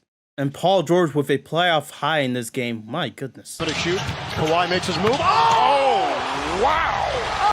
Hey, man, some folks don't know. When Kawhi goes up for that dunk, you got to be careful. Now, these are Zubac's minutes in the first 4 games of the series, right? They would go down, but they would also go up here in Game 4 with 17 minutes, right? They would still win these last 2 games, even with Zubac playing more minutes than. Now, they also made an effort to get the ball out of Donovan Mitchell's hands, seeing how he fried them in the first 2 games. Look at here. They're trapping Donovan Mitchell here, and he passes it to Royce. And he's going to have to pass it to Bogdanovic, who then, skip passes, but Batum's hands are right there. This adjustment on defense would obviously be key, as the Utah Jazz having to really get the others going, and that would not be possible. And it was really Kawhi and PG carrying the load here, both on offense and defense, where they would both put up over 30 points in the last 2 games of this series, whereas they couldn't even put up 28 points in the first 2. Leonard is fouled and he's limping. Just as things were looking good for the Clippers, a curse had to strike them. Kawhi obviously limping and having difficulty, afterwards. Even missing their free throw here. Oh boy. Okay, so I just wanted to ask for the status of your knee. You sat out the final 5:25 of that game. How's your knee doing? I'm good. Well, in fact, he was not good. Earlier in the first round, he was looking majestic in the first round. Now the injury bug would actually bite them in the ass here, and the Kawhi would have to miss game 5. Oh boy, it's way worse. He had to go and get surgery here to repair a partially torn ACL. Not the words you want to hear. Oh no. So it was up to PG to keep the series alive. And he would with a 37-point performance. Would you look at that? PG beating the playoff choker allegations. With no Kawhi, I think the Clippers, they boosted that 5-out offense even more. And Zubats only played 8 minutes for the first time in the playoffs. He had played less than 10 minutes in the game. And Utah, their three-pointer, it's gone ghost. It looked like the Jazz had some things under control in this game. But then a disastrous third quarter along with the fourth quarter. The Clippers just feasted all the way to the last end. And look at this here. Terrence Mann with a dunk over Gobert. And we've talked about Terrence Mann, but he was emerging as a key player in the series. And, oh boy, Paul George. Look at this here. Woo, woo, jab, whoo, and one! And in the game 6 where you're up 25 to start the half in the second half. For that to evaporate because you cannot guard the 5-out. And for guys like Beverly, right, to torch you. Oh my. But it was especially Terrence Mann who Rudy was, primarily guarding here. And Rudy has to be in the paint. Bang. This is how you know a series is over. Patrick Beverly. Oh, too easy. And fans celebrated as it was the first time the Clippers had clinched the conference finals. And Laker fans, they're nowhere to be seen. It was a Clipper party for all things considered. So it's a full circle moment for a lot of these fans that have been struggling to watch their teams lose every year. Now they're in the big show.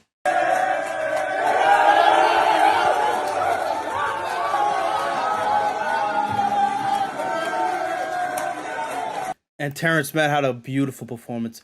39 points, a career high both in regular season and playoffs. And it was on to a West Finals against a Suns team that was well rested. Just like in the second round, the Jazz were well rested. Well, the Suns now, after sweeping the Nuggets, looked like a well-oiled machine in this game 1. Oh no. Devin Booker had a crazy career game here with 40 points and a triple-double at that. Only other player to do this in franchise history, I think, is Charles Barkley. And without Kawhi, Paul George, he did all he could here in this game. And I really think this is a great opportunity to throw it directly in to Ayton. Crowder looking, throws it alley. Oh! Ayton puts it down! This dude, Jeff Van Gundy, called the play before it even happened. And for the third series in a row, the Clippers will be down 2-0 yet again. The last time the Clippers played at Staples Center, history was made. But since that night, they've run into some serious Phoenix Suns magic. Now you got Devin Booker with the mask, and we'll get to that. This dude, Pat Bev, just cannot help but just get in other people's way. But I will say, this is part of the reason Pat Bev was being a pest. He was just all up in Booker's face. Suns shooting just 38% from the field. The Clipper defense has been excellent here tonight. This dude, Reggie Jackson, was cooking, man. 20-plus points in this game. Oh, and I forgot to mention, this was Chris Paul's first game back in the series. And yeah, there was a bit of struggle here with both Paul and Booker scoring 15 points on horrific shooting splits. Oh, no. This dude, Paul George, having an almost complete game. 27 points, 15 rebounds, 8 assists. He was doing it all, the facilitating. Zubats also had a lot of rebounds in this game. With 16 rebounds in game 3. What a force. For Phoenix, George throws it inside. Man, lays it up and in. This game 4 would be a low-scoring one with controversial missed calls, I'll say. It looked like Terrence Mann got hit. Gets inside, no question about it. Should have been an N1. Lost it momentarily, picked up by Payne, dribbles out of trouble. And he's Zach Zarba makes the call, ball deflected. Let's see who touched the ball last. Oh, that might have been Campaign. Right there. Now, that might have been off of Payne. I'm surprised they're not looking at that. And that's what the Clipper bench is trying to make them aware of, and they don't. So now you had the 3-point game. Could have been a 2-point game with Terrence Mann making the free throw. Now it's a 1-point game, and Campaign's hands clearly touches it last. This is definitely a game you look back on and say, yeah, you got screwed by the refs here. Now the Clippers are down 3-1, having to make the impossible happen. And that's what it looked like Paul George was doing in this game. He went off. 41 points, 6 assists and 13 rebounds. If there was any game, again, to take away the playoff choker allegations, it would be this one. If the Clippers pull off this Herculean task and manage to win the championship without Kawhi Leonard, should they move on from him? Yes. What kind of a question and what kind of answer is that from Stephen A? Okay, yes, the dude is missing in action because of injuries. That means you have to move him because you were able to do it without him. Wouldn't that mean you could repeat with him in the lineup? I get that him being hurt is a pattern that, we're seeing again. But that doesn't mean that all of a sudden you have to just trade him away or move him out. Like, what? What does that even mean? And this one, looking over this series, fortunately, the Clippers could not pull off the impossible. And it was Phoenix's time to rise as they would make the finals for the first time since Barkley faced Jordan in '93. A tough series for Paul George, of course, as he did all he could. But it was Chris Paul, man. He came off in this game. He ended up scoring 41 points in this game, man. Beautiful, beautiful stuff. And Beverly, well, he just couldn't take the heat. And this is just a Bush League play. This is just so uncalled for, man. Just disrespectful. Just straight up a loser play right here. And he thankfully got ejected like the bitch he is. Oh, no. This was Chris Paul's reaction right after. He knew he won the whole thing. He got into Pat Bev's head. He was king. Chris Paul gets to go in the finals and Pat Bev gets to cry in his bed again. This man, Chris Paul, is like, he's an ageless wonder. Like 41 in a closeout game. Wow. And so the season was now over for the Clippers. I'll go to battle any day with any one of these guys. Everybody was ready to fight when their name was called. And just about myself, I learned that, I'm ready to fight when my name is called. Now, even though the Clippers season was over, they did learn some stuff. They did look like a team that could actually get it done. The Kawhi injury obviously derailing the entire playoff run that they had. They could have really been something special, but it was Phoenix's time to make it to the finals, and now they're the West champs. It was the offseason now, and Kawhi had some things to think about because he was set to be a free agent this summer, so an extension was definitely on the table for the Clippers here, and not to mention his recovery timetable. It looks like he's not going to play for most of the next season. It was obvious he was going to turn down that player option. That's just something that, the Clippers knew that was going to happen. So now they're there and they're trying to renegotiate with Kawhi here to try to get a better deal for both parties. And it's also a chance for the Clippers to look and see what they can get from the free agency market. Not just that, but maybe make some trades in the summer too. Because if Kawhi gets the contract that the Clippers, were expected to give him as an extension, well, they'd be in a luxury tax. You could see here $24+ million in tax, over the tax. And that rumor of the Heat getting Kawhi Leonard was basically all but dead. I'm telling you, Pat Riley is just a scammer, man. The Clippers' schedule raised eyebrows, particularly from LA-based fans, including 5 different instances of 5 games in 7 nights, tied for the most in the league, and an 8-game road trip in January, and to boot, 10 different games that start before 1 p.m. Pacific time. That's a thing. This is literally that meme where, God gives you your greatest challenges, right? With Kawhi said to miss most of the season, I mean, they basically may as well, call the season wraps, man. I mean, they're still at plus 900 in odds to win the title, 5th best odds to win the West. Now, it's up to playoff Pete to step up without Kawhi Leonard now for most of the season. And in Clipperland, there's a big update to the story. They're breaking ground to build a new arena that was set to open in 2024. Now they won't have to play in the Staples Center that is obviously the Lakers' home. And they don't have to hide those banners anymore. It will be Clipperland. And it's something that Steve Ballmer realized quickly, like, oh yeah, we need our own place. We need something for our fans, our nation, Clipper Nation. And it's an interesting venture that he's going for. I'm not sure how far he can go with this. But he's one of those guys, man. He's a maniac. He'll put whatever he can into this project. They had a whole party, right, trying to open up the ground here. The groundbreaking ceremony here finally being made to start up the construction of the arena. Oh, it looks beautiful. You guys went further than the Lakers last year. And it was weird because around town it was almost like they didn't embrace it. How did you come down on that? Did you understand that dynamic of, the Clippers are winning, like the Lakers are out? What do you do about that? I think for enough years the Clippers were bad enough, everybody could just kind of ignore the Clippers. We're good now. and we're going to be good year in and year out. We're going to build our own building, more of our own identity, more of our own personality. And we got our fans. We use our expression, LA our way. And we're building our own presence, identity. If they feel a little threatened, that's okay. It means we're doing good. But let's be honest, folks. This is not gonna do much in terms of swaying the masses to be Clipper fans, right? The Lakers still hold dominance over the city. The Clippers wish they had the resume the Lakers have, right? They are just a notch above, actually multiple notches above the Clippers. No offense to any Clipper fans watching this. I think a lot of people in the fan base, they understand this is inferiority complex with the Lakers, and this is a good step up in terms of trying to stand out and trying to branch off and get newer fans to really like the Clippers again. Why did I say again? Most people grew up Laker fans. Okay, all right, bro. Kawhi Leonard has signed a 4-year contract extension with the Los Angeles Clippers. Damn, that's a $44+ million a year contract. Wow. And look, I don't blame him for doing this. I'm not saying it's a bad thing or a good thing. Even though he'll miss most of the season, next season, you had to do this. You just could not lose out on a talent like Kawhi, and you have to give him the money that he deserves. The Clippers traded for Eric Bledsoe, a pivotal player for the Raptors' 2019 title run, as Bucks fans may know and love. I mean, as far as Milwaukee Bucks fans are concerned, he's also a Bucks legend, to be fair. Bucks obviously got an upgrade over Bledsoe in Drew Holiday, which obviously was pivotal in winning the title in 2021, right? The Phoenix Suns, even though they made the finals, they could not beat Giannis. Now, let's talk about the trade itself. It includes, Patrick Beverley? The Clippers traded Patrick Beverley. Now, they also traded Rajon Rondo and Daniel Oturu to get Bledsoe.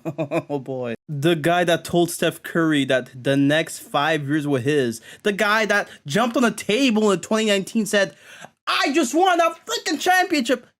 Didn't even last more than 2 years in LA, bro.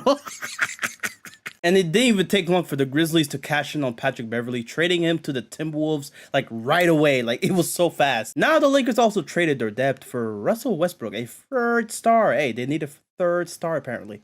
They also picked up the carcasses of Rajon Rondo, Carmelo Anthony, Dwight Howard. You name it. AD and LeBron were hosting a retirement home in LA. Oh no. And this is what the Wizards GM said about Westbrook and why he wanted to go to LA, specifically to the Lakers. Russell actually never asked to move on. He just said, if I can get to the Lakers, that'd be something I'd love to do. If not, I'll be back here. I said, well, what about the Clippers? He said, hell no. Damn, he said hell no? Yo, I'm telling you, man. He grew up in LA. He grew up a Laker fan. He's like, yo, those Clippers, stinky Clippers. If you know his background, you know his history, you know where he come from. For us, we call him OG Westbrook, his dad, my guy, Mama Westbrook, my girl. They was raised up as Laker fans. So Russell Westbrook was always a Lakers fan. Growing up in the city, he always watched Kobe and Shaq. He was a little bit too young to really see Magic do his thing, talking about it, but the Laker Nation ran through his bloodstream. He basically said the Clippers are not like us. They are not like us. Oh boy. It must suck being a Clipper fan hearing all this stuff, man.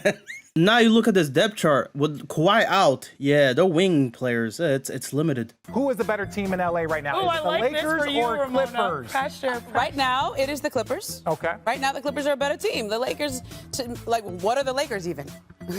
That continuity factor matters a lot, right? Whereas the Lakers traded their depth for Westbrook, so they're going to look a bit different with a lot of old geezers as well. So come Christmas, the landmark that has been known as the Staples Center will be known formally as Crypto.com Arena. Me and my homies, we all hate Crypto.com Arena. We will all refer to it as Staples Center forever. Some of the best moments in Lakers history happened in Staples Center. The player that got me into the NBA, Kobe Bryant. I mean, this guy was a legend in LA. If I'm the Clippers, I'm moving away from a crypto arena before things get really bad in LA, man. The Lakers are running a shit show, and the Clippers, they need to be aware. In the game where the Wizards were up by 35 points on the Clippers went on a crazy run to basically cut the lead of 6 points. But there's just over 10 seconds left. I don't know if they can pull it off. No timeouts for the Clippers. Kennard gets the inbound, fires a deep three in the air. It's good. Don's out there. Wizards up by 3. Got to get it in. Got to get it in. And it's a 5-second violation. Can they make the most out of getting a little lucky? Winslow with 5 to shoot, gives to Kennard. The 3 for the tie. Oh, my goodness! The worst scenario, the absolute worst scenario.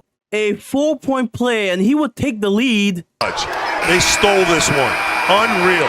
They didn't steal it. The Wizards gave it away. A shit show of epic proportions, and the Wizards really choking here. How you lose a game where you're leading by as much as 35 points is beyond me. But this would be something that we'd be seeing more from the Clippers. Them actually being underdogs and relishing it. No Paul George, no Kawhi in this game. And they pulled off what is quite frankly a historical comeback. This is the second time in NBA history a team wins a game when they're trailing by at least 30 or more points in halftime. And this season, with no Kawhi, I mean, they've been doing this for a lot of games. They rallied down 25 points against the Nuggets. Did it against the Sixers when they were trailing by 24 points at halftime. The Clippers have overcome a 24-point deficit to win 3 times this month. So in the last 25 seasons, no team had even done that more than twice in the season. The Clippers acquiring, Robert Covington and Norman Powell in this trade with. I guess Will just struggling with his words right now, but yeah, the Clippers made a big move to trade for Norman Powell and Robert Covington. Now, the Clippers did have to give up Eric Bledsoe, Justice Winslow, Keon Johnson, and a future second-round pick. I mean, not too shabby. In the season that you feature no Kawhi, right? This is a move to really just, around the margins, make you a better team. But less than 6 months after trading for Bledsoe, he's already gone. But hey, it's the friends you make along the way that counts, right? This was a move for Portland to be obviously under the luxury tax, so a salary dump essentially. Again, not a bad move for both teams. In a big thriller game, the Lakers and Clippers meet once again with Westbrook playing at this time. And based on how I was covering Westbrook back in 2022, yeah, he was terrible. As a matter of fact, that whole Lakers team was terrible. Buns. Complete buns. But the Lakers trailed most of the game, and they finally got a lead late in the fourth quarter. But it was Reggie Jackson who would actually be pivotal in this game. Shot clock at 5, taking it in, outside Monk 3, good! There's really nothing like an elite Kevin Harlan. Good! Spinning, corkscrewing inside, Jackson out to Kennard. Moving it to Morris, 3, Ariza there, good, he got it! It's the offensive rebounding here. In for Davis! Clippers down by 1. Jackson, spin up and down! The other way into traffic, but if it goes, it's over! That's what you call a certified hood classic. In and out, could have won the game right there.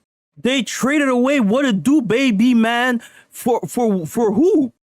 Apparently, the Clippers got Rodney Hood and Semi Ojeleye. Wait, Hood? Wait, is that Hood Genius? Oh my gosh! Look who that is. That is our guy. I don't care what uniform he was wearing any other night than tonight. That is Pat Beverly.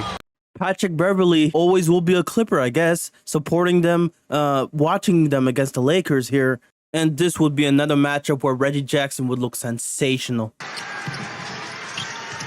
Jackson's gone 12-28. Westbrook obviously angry that he sauced him like this.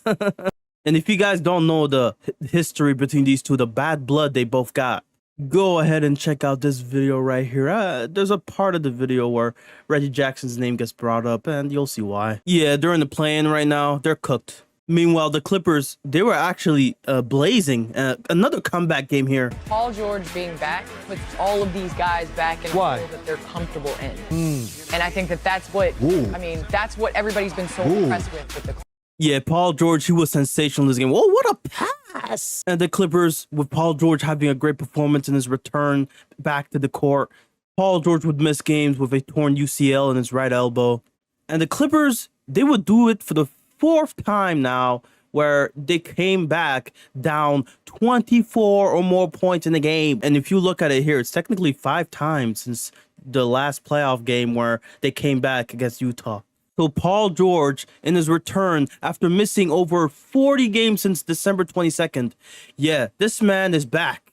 And with him back, the Clippers could, well be poised to make a big playoff run. Me being, there from the beginning, I'm thinking it's contract extension. I'm thinking it's going to be easy. Walk in and they told me a number that I felt like it was borderline disrespectful. So it was obvious then that Loris Frank didn't want to pay Pat Bev the contract that he thought he deserved, so he requested a trade, and that's how he ended up in Minnesota, right? Now, fate would have it that the Clippers and the Timberwolves would actually face each other in the play-in game. And again, no Kawhi, so it would be a lot of Paul George carrying the load. No Diddy. And it looked good for the Clippers, right? They win this game and they get into the playoffs. But if they lose, they would have to play another play-in game to stay alive. George has the ball. It's a spinning 3, and it was over the defense that time of Vanderbilt and the Wolves. The other. But the Clippers ended up not just losing, but losing to a former teammate of theirs, Pat Bev. Bingo! Oh, he missed the free throw? No, he made it! And boy, were those celebrations crazy. Some people said it felt like they won a championship the way they were celebrating. We all know there's a better version to this meme.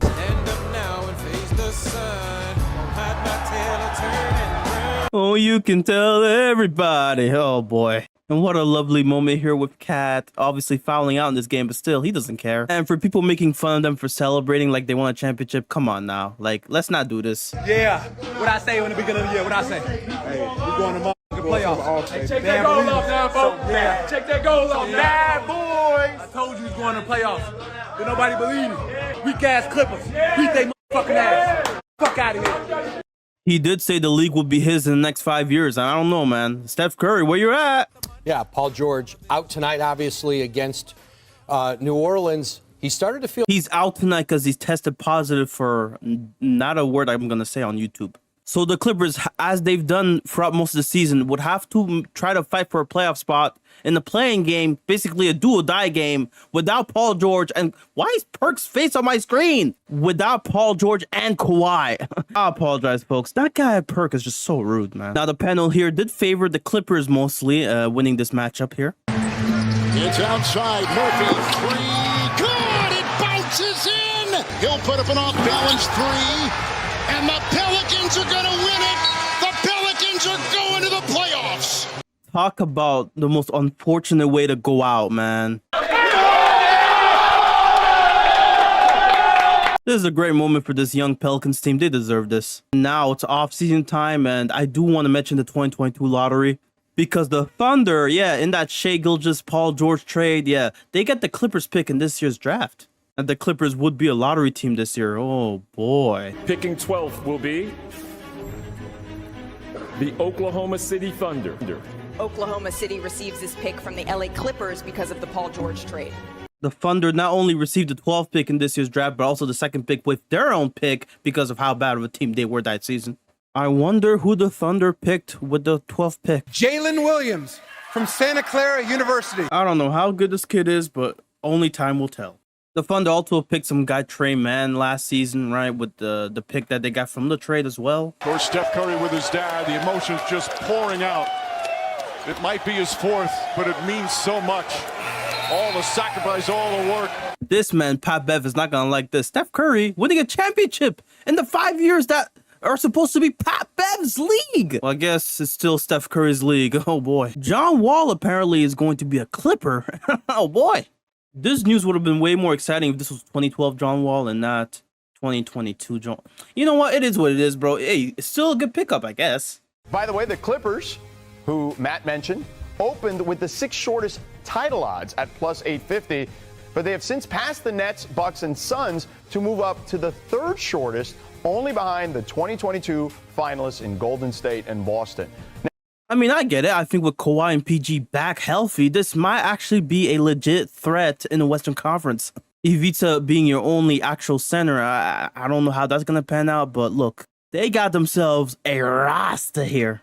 But I think Ty Lue and the Clippers seem to be leaning into that vision that they've tilted towards in the playoffs, where let's go all wings, 5 out, space the floor, and drive and kick you to death. And that's where John Wall is the kind of weapon they have not had. The north-south speed, the ability to get by people even if you lay back off him a little bit and dare him to shoot, whip passes to the corners. Remember, he set up more corner threes than anyone in the NBA in his prime in Washington. I think he fits that vision really well, and when the chips are down in May and June, I think that's how the Clippers are going to play. I think the Clippers, I'm with you, Zach. I think the Clippers are the team to beat next year if they're healthy. That one seems to be the big question. Will the Clippers be healthy this season? That's really all it comes down to. At this point, these odds makers are basing this off of the Clippers being fully healthy in the playoffs. How much are you dying just to see this team healthy for not just the full season, but the entire postseason too? Because you really kind of haven't had a chance to see that. I think we stay healthy next year. We're going to be having a chance to talk way late into the spring season. How's that? This is the best team that the Clippers ever had. This is the best team that the Clippers ever have. I played against. Is the addition of John Wall really making that big of a difference? I don't have to be Batman every night for us to win. You know what I mean? That's the ultimate goal for me, is like, at this point in my career, I don't want to have to be the Batman every night to try to win. You know what I mean? On our team that we have, I think anybody can be Batman. Motherfucker hasn't played in game in over a year, and the expectation is that he's going to be a pivotal player for them.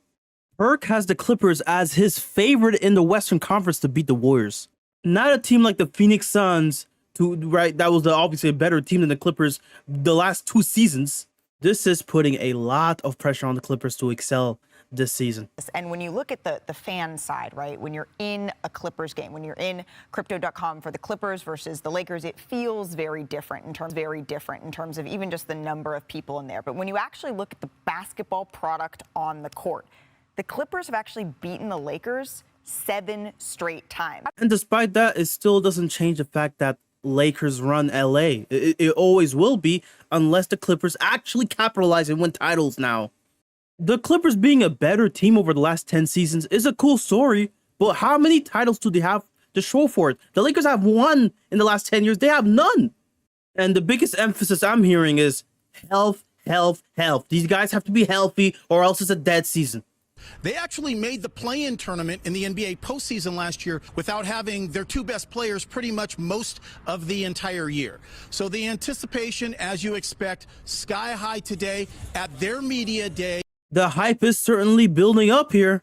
For me, individually, I'll be participating in training camp. So, and then from there, just seeing how my progression is, how I feel.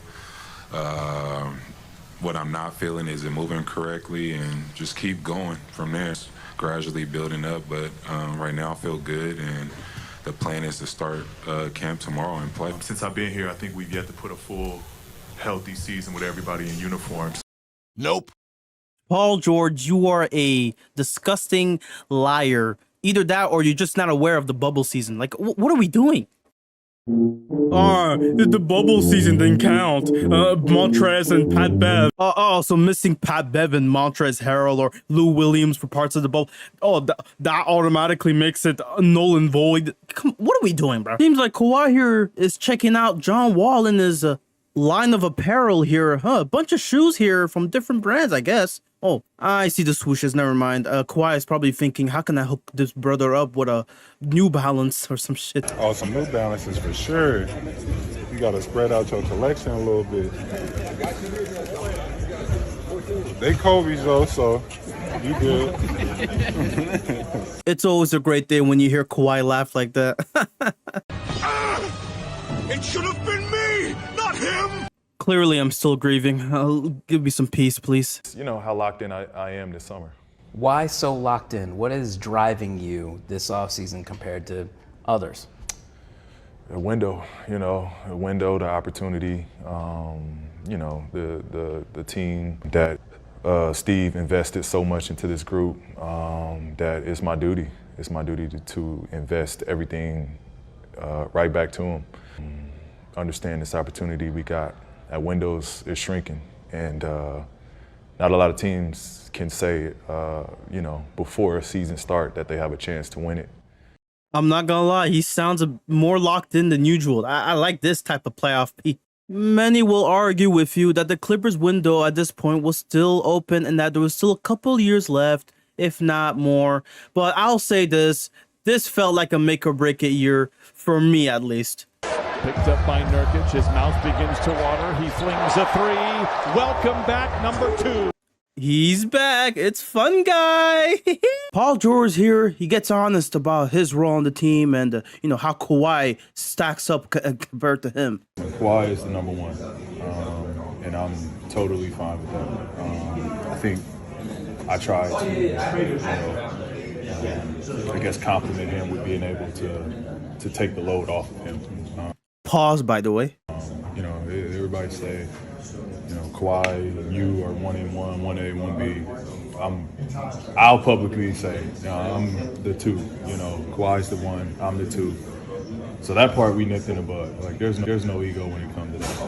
I think Kawhi is on track. Everything is fine. We got through the preseason with him being healthy. He did not play in the last preseason game, and I have no issues with that.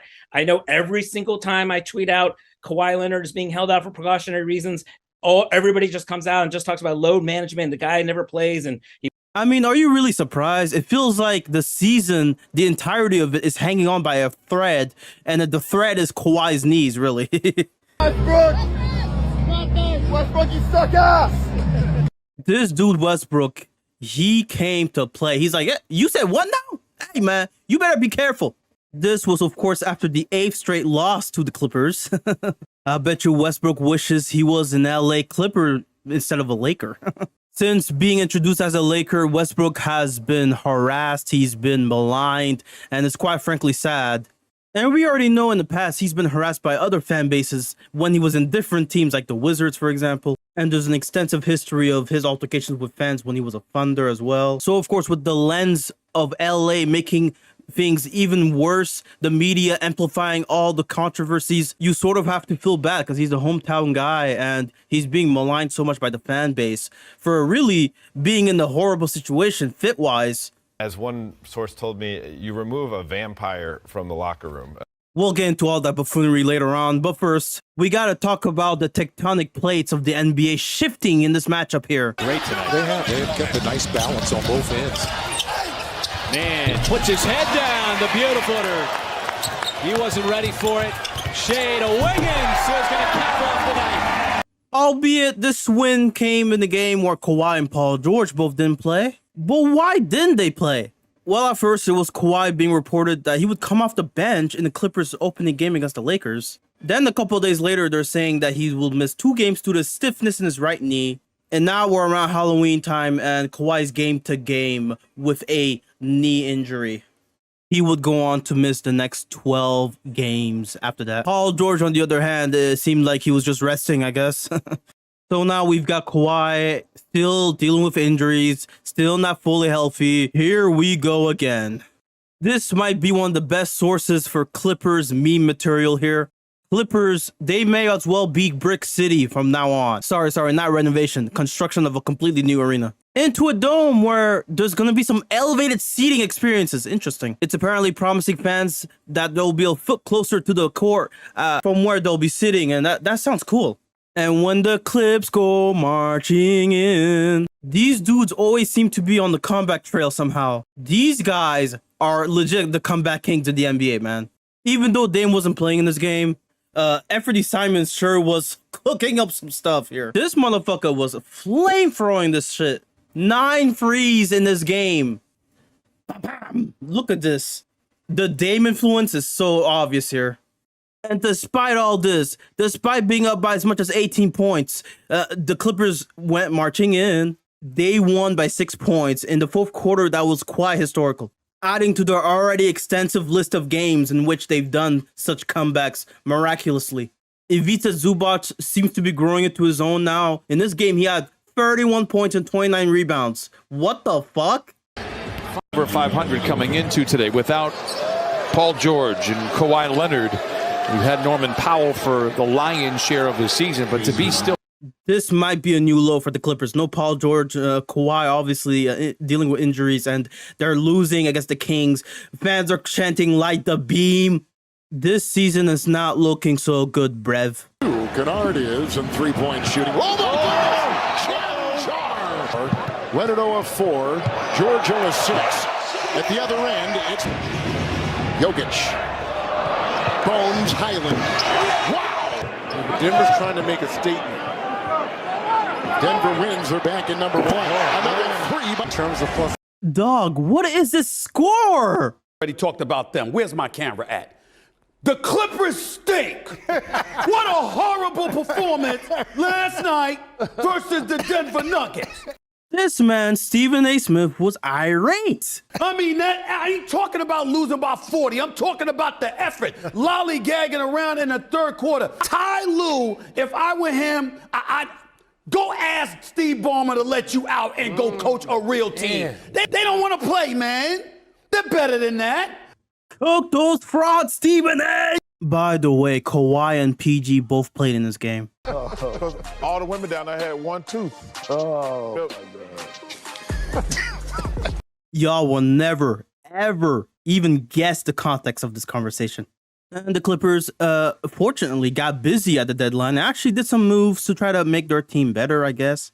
One name that pops out here is Bones Highland, the guy who obviously contributed in the Clippers' demise against the Nuggets. Also, Eric Gordon. How was he in this team?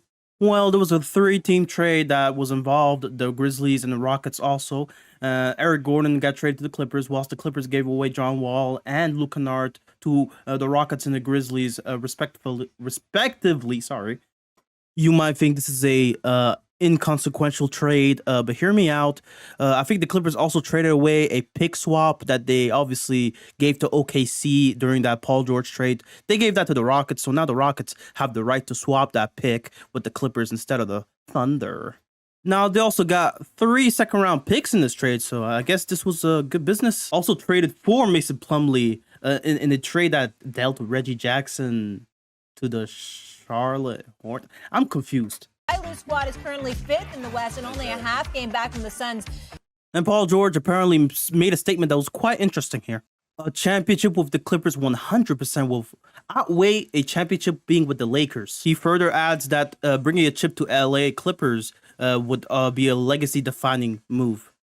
For some reason, Paul George was on the press tour around this time of year, February, March of 2023. He was also on the JJ Redick podcast being interviewed there. We want to play. That's the thing. We want to play. It's not that we want to sit out. You know, the way the game is now, it's such a, analytical and, we wear chips. They monitor your load off of chips. And so it's more so the training staff and the medical group just being mindful of, in Kawhi's situation coming off a big-time injury. Paul George here basically talking about how the communication between him and Kawhi and the medical staff goes, right? How a lot of these decisions of them load managing is not really up to them. It's up to the medical staff, really. But, when I came in the league, and I went to a blue-collar team that worked extremely hard, that was like the norm. Like practicing hard, 2-a-days on training camp, that was just that was the norm to me. And I enjoyed it and I loved it because it helped prepare me mentally. It helped prepare me physically. It prepared my body for what was to come in a long season. And I think now they're teams don't really practice. We're not getting up and down. There's just, it's a lost art when it comes to that hard practicing. And I think that's why there's so many injuries that's going on, because guys that have a high load day and then a completely off day and then a high load day. Back then it was you practice hard, you got a game. You practice hard, you got a game. Then you might have a day off. Then you come right back to it. So I feel like your body just built the callus and that you were prepared for a long and rough season. That's actually an interesting point PG's making here. I'm not going to lie. Bones Highland to Mason Plumlee. Ooh, that looks interesting. This is the beginning of the end for Russell Westbrook. Breaking news, Russell Westbrook has been traded away from the Lakers. This would be in a 3-team deal that would obviously send Westbrook to the Jazz, and the Lakers would get some good pieces in return. Thing is, though, this trade had to be done. There was a lot of rumblings about some locker room issues, and the media was actually, going hard at Westbrook around this time as well. You get younger, you got shooting, you got switchable defenders, and as one source told me, you remove a vampire from the locker room. That meaning a vampire sucks the blood out of the locker room. Russell Westbrook moves on. A vampire out of the locker room, Ramona. Yeah, the Lakers were, as I heard yesterday, closer than they had ever been to not playing Russ anymore. Look, I also thought Westbrook was terrible. I made multiple videos around 2022 of how bad he was. But to smear his name, this is what I think it is, a smear campaign by quoting a anonymous source. I hate when they do this, right? They have to do it for privacy reasons. It's so low. It's such a low level to stoop to. Like, it's one thing to talk about his basketball and how bad he's been in basketball. It's another to completely ignore the context behind why he's struggling. Right? It's not just him being ass. It's the Lakers obviously being ass. They didn't have good shooting. The fit wasn't good. LeBron and Westbrook both like to have the ball in their hands. This whole convo around him was so brain dead at the time. And I get it. He's been getting traded team to team over the last 4 seasons. But he was, in my opinion, done so dirty by the media around this time, right? And now the Jazz were likely to waive him because obviously the Jazz didn't really want him. They just wanted to clear some players off and rebuild, right? Clippers title odds before signing Westbrook were basically 11-1, plus 1,100. So now they went up. No, down to 900.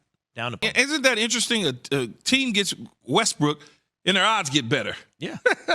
And that, my friends, is the power of fit. He fits better on the Clippers. That's the bottom line of all this. Obviously, Westbrook, a teammate of Paul George in 2019, back then, and the trade happened. He's back with Paul George now in LA, back home where he's from. And the Clippers, they've obviously needed a point guard, somebody to handle the ball, somebody to initiate plays. Westbrook would fit that perfectly, even. But he's not in his prime anymore. He's regressing as a player athletically, hence meaning that he's going to also regress in all facets because he obviously mostly relied on his athleticism. And the beginning of the Westbrook saga in LA did not look so good, right? A 1-5 record to start with Westbrook on the team. But again, that's just growing pains of having a new player, somebody that you need to fit into the team again. Got a screen, turns the corner. They try to run the hammer. Monk for the tie. Got it! This game was insane. Complete bonkers. I don't know how it's possible to combine for 306 points after a regulation ends. Barnes on Leonard. They double team Leonard. Westbrook, the open guy. No travel called. Batum missed. This game was a nail-biter all the way through both overtimes. Yes, this game went to a double OT after Morris misses here trying to get the game winner in. Clippers have had the lead throughout the last couple minutes, and they need to not retain this. It's on the edge. Powell got into the paint. Missed it. Loose ball, Fox out of the pack. Monk raises up for three. Splash! But I can barely contain myself. Malik Monk is playing out of his mind, and this Kings team has been fantastic. Plumlee turned it over. There's the hot hand for the lead. By Monk. They double team Leonard. Into Plumlee. He got his pocket picked. In and out dribble. Raises up. Butter, baby! Are the Clippers really going to choke this game? Kawhi, please! No! Okay, it's Clippers ball, and they have a chance to win the game. Back out to Batum for three. It's off. Rebounded. The Kings storm into LA and come up from the tomb to win this. Okay, bro. The Clippers. How do you let that one go? How do you let that one slip out of your hands, bro? And this team, they would win another close game against the Clippers. It's like they basically own the Clippers at this point. Ballmer's basketball palazzo, as he once called it. Clippers players on hand for today's special viewing. They've got these players wearing helmets. It's over for the Clippers. Oh my God. Steve, I don't think you realize what you just did. Oh my God. Toilets! 1,160 toilets and urinals 3 times the NBA average number of toilets and urinals. We do not want people waiting in line. We want them to get back to their damn seats. I respect this. I honestly respect this. It's goofy. 1,160 toilets, maybe OD. But look, I respect the commitment here. Look, man, when you have a star in Kawhi Leonard, man, you know, things could really be on the up and up for this Clippers team, healthy-wise. And I'm not going to lie, Shanae's a star too. Now, Westbrook, despite them losing games in the beginning, he was actually doing what he was, you know, signed here to do. The Clippers, as it stands, are in play-in territory, though, right ahead of the Lakers. Lane, the drive on the dish, and they work it back over to Westbrook for the 3. In this game against the Grizzlies, Westbrook went for 36 points. He looks to be back on the up and up of things. Now, the Clippers, in a close game against the OKC Thunder, in the game that featured, quite frankly, horrific refereeing. This is the worst I've seen. Ejecting Terrence Mann here. Like, wahoo! I think this dude's name is Musa. Hey, man, look, let me tell you something. You are horrible at your job. Paul George goes up for a rebound and, unfortunately, hyperextends his knee. You look at the replay here, it's actually quite grim. Oh, boy. Dort did not do this intentionally, okay? It was just two bodies crashing at the boards, and no Paul George now. For the rest of this game, obviously, he would suffer a leg injury as a result of this. Yeah, the curse of the Clippers striking yet again, this time taking Paul George's legs now. I think at least 3 weeks for Paul George. They say he'll be reevaluated in 2 to 3 weeks. That takes you through the rest of this regular season and into the postseason. A postseason that the Clippers still need to qualify for. The Clippers, as it stands, are in the 5th seed, right? And if they lose enough games, they could be a 10th seed. And if they win enough games, they can clinch a 5th seed. Another team that needs wins, the Los Angeles Lakers. After getting a big win here against the Jazz, they will now have to face the Clippers that are a 6th seed, whilst the Lakers are a 7th seed now. The Lakers win. This is what happens. They will have a 73% chance of finishing as the 5th seed. A loss drops them all the way to a 63% chance of being in the play-in. And then on the Clippers side of things, a win, it gives them a 65% shot at the 5th seed, but a loss means a 75% chance of a play-in. As it stands, the Clippers and Lakers both have the same record. Clippers are obviously leading with the tiebreaker. The West is so congested at the moment that any loss can put you in the play-in. Any win now could put you ahead into the playoffs. And the Lakers, since the trade deadline, have actually been streaking 2nd in win-loss record. One of the best defenses in the league as of now. But the Clippers own the Lakers as of the last 13 games, only winning 3 of them the Lakers have. And on court for the Clippers, there are minus 77 across those games. As of now, the Clippers are on a 10-game winning streak against the Lakers, 2nd longest streak versus Lakers in franchise history. So I see the Clippers are in a good position here.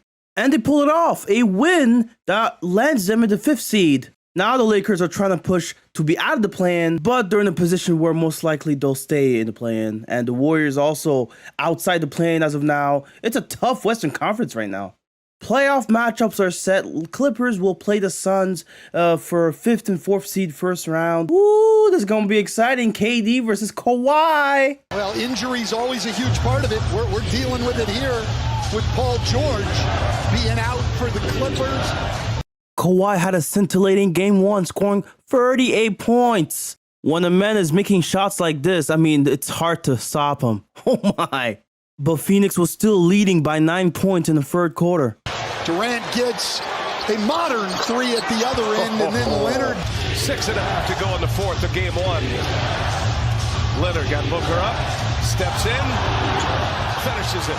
Now at halftime, Westbrook was arguing with a fan here that was obviously getting into his face. Watch him like a man. Watch him out, motherfucker. Watch him out. Straight like that. Watch him out. Talk about it. Be about it. When will these fans learn not to get in his face? This is just gonna motivate him even more. Well, and Kawhi Leonard's as healthy as he's been in years, playing big minutes. Westbrook was actually pretty instrumental in this game. Look at this, him. The offensive rebounds, the hustle plays. He misses the shot here, right? But then look, the ball goes out and Westbrook's the one to get it. Passes it to Zubac. Oh, wow, what a play, man. 4-5 matchup. Ayton springs free, but Westbrook closes quickly. And Zubats takes it right back. Still in front. Now Gordon missed it. Westbrook. Oh, what a rebound. After Westbrook gets the rebound here, he settles down the team, gives it to Kawhi there. He's open, splashes it in for a 4-point lead now. Suns down 3 on the brink here in game 1. Booker taking on Westbrook, and a block by Westbrook, and he throws it off of Booker. By far, some of the best plays I've seen from Westbrook. Man runs away with it, and the Los Angeles Clippers count that basket. What a fantastic, and I mean fantastic win by this Clippers team. How did that feel? Feel great. Good. Great win. Locked in game 1. Gotta come back and since game 2. Yeah. Serious. We ain't do nothing yet. Can the Clippers pull off the magical, and I mean magical upset without Paul George? Westbrook, man, his tenacity really helped the Clippers early in this game. As a former teammate of his, he knows some of the KD's tendencies. But this Phoenix Suns team would bounce back and actually thrive in the second half. Despite Kawhi scoring 30 points yet again, it was a Suns win by 14. Booker with 38 points, he was sensational. Westbrook did tag along with 28 points, but it wasn't enough. Kawhi Leonard has been ruled out tonight. That is according to Young-Masuk with a right knee sprain. First, there was no Paul George. Now, there's no Kawhi in this playoff series. In the 2 games he's played, he led the entire NBA in playoff points per game, averaging over 34 points per game. And this happens, man. It's so soul-crushing. If you remember in 2019, Kawhi Leonard played all 24 postseason games for the Toronto Raptors. Since that time, Kawhi Leonard has played 26 total playoff games for the Clippers. Coming off this news, Stephen A had something very, very toxic to say. Kawhi Leonard should be on the list of one of the worst superstars this game has ever seen. That's right, I said it. This got a lot of people talking. A lot of people were outraged, and I wasn't happy about this too. I agree with this tweet. I mean, this just seems mean-spirited as hell. Like, it's in bad faith. You're not looking at it from his standpoint. You're really just bashing him at this point. Like, yeah, his injuries have obviously gotten in the way of his career panning out the way it should be, right? This is not him load managing or ducking these. This is him just actually being hurt. He can't play. Look, there's not much else to say about this series. It was basically over as soon as we found out that Kawhi was hurt. It was only so much that Westbrook and friends could do for the Clippers. Not to mention you got Booker going for 45 points. And I know Norman Powell had 42 in his game 3. It still wasn't enough for this Clippers team to even beat the Suns. If I'm Steve Ballmer and I'm Lawrence Frank, I'm giving Kawhi Leonard and Paul George one more year before I decide to break this up. Yet again, another wasted season. That's really what this is. It's a wasted season. Paul George and Kawhi not even playing in the playoffs now. It's gotten to the point where we're going to have to pray for all of these guys to be healthy. And I know people are going to say, Russell Westbrook held his own, all things considered, but he had some of his worst shooting games in this series. He went 3 of 18 in game 1, I think. And he went 3 of 19, even worse, in game 5 to lose the series, obviously. To the outside noise, which I never do anyway. You know, everyone is in positive and good spirits, but you can't listen to the outside noise, which I never do anyway. But I mean, he's definitely hurt. Like it's not load management where he's taking time off, you know. That's one thing that might get lost in all this. Kawhi's actually hurt, man. This is not him faking or trying to rest. But it is definitely discouraging that every year now we've seen this happen. And if I'm a Clipper fan at this point, I'm anxious, man.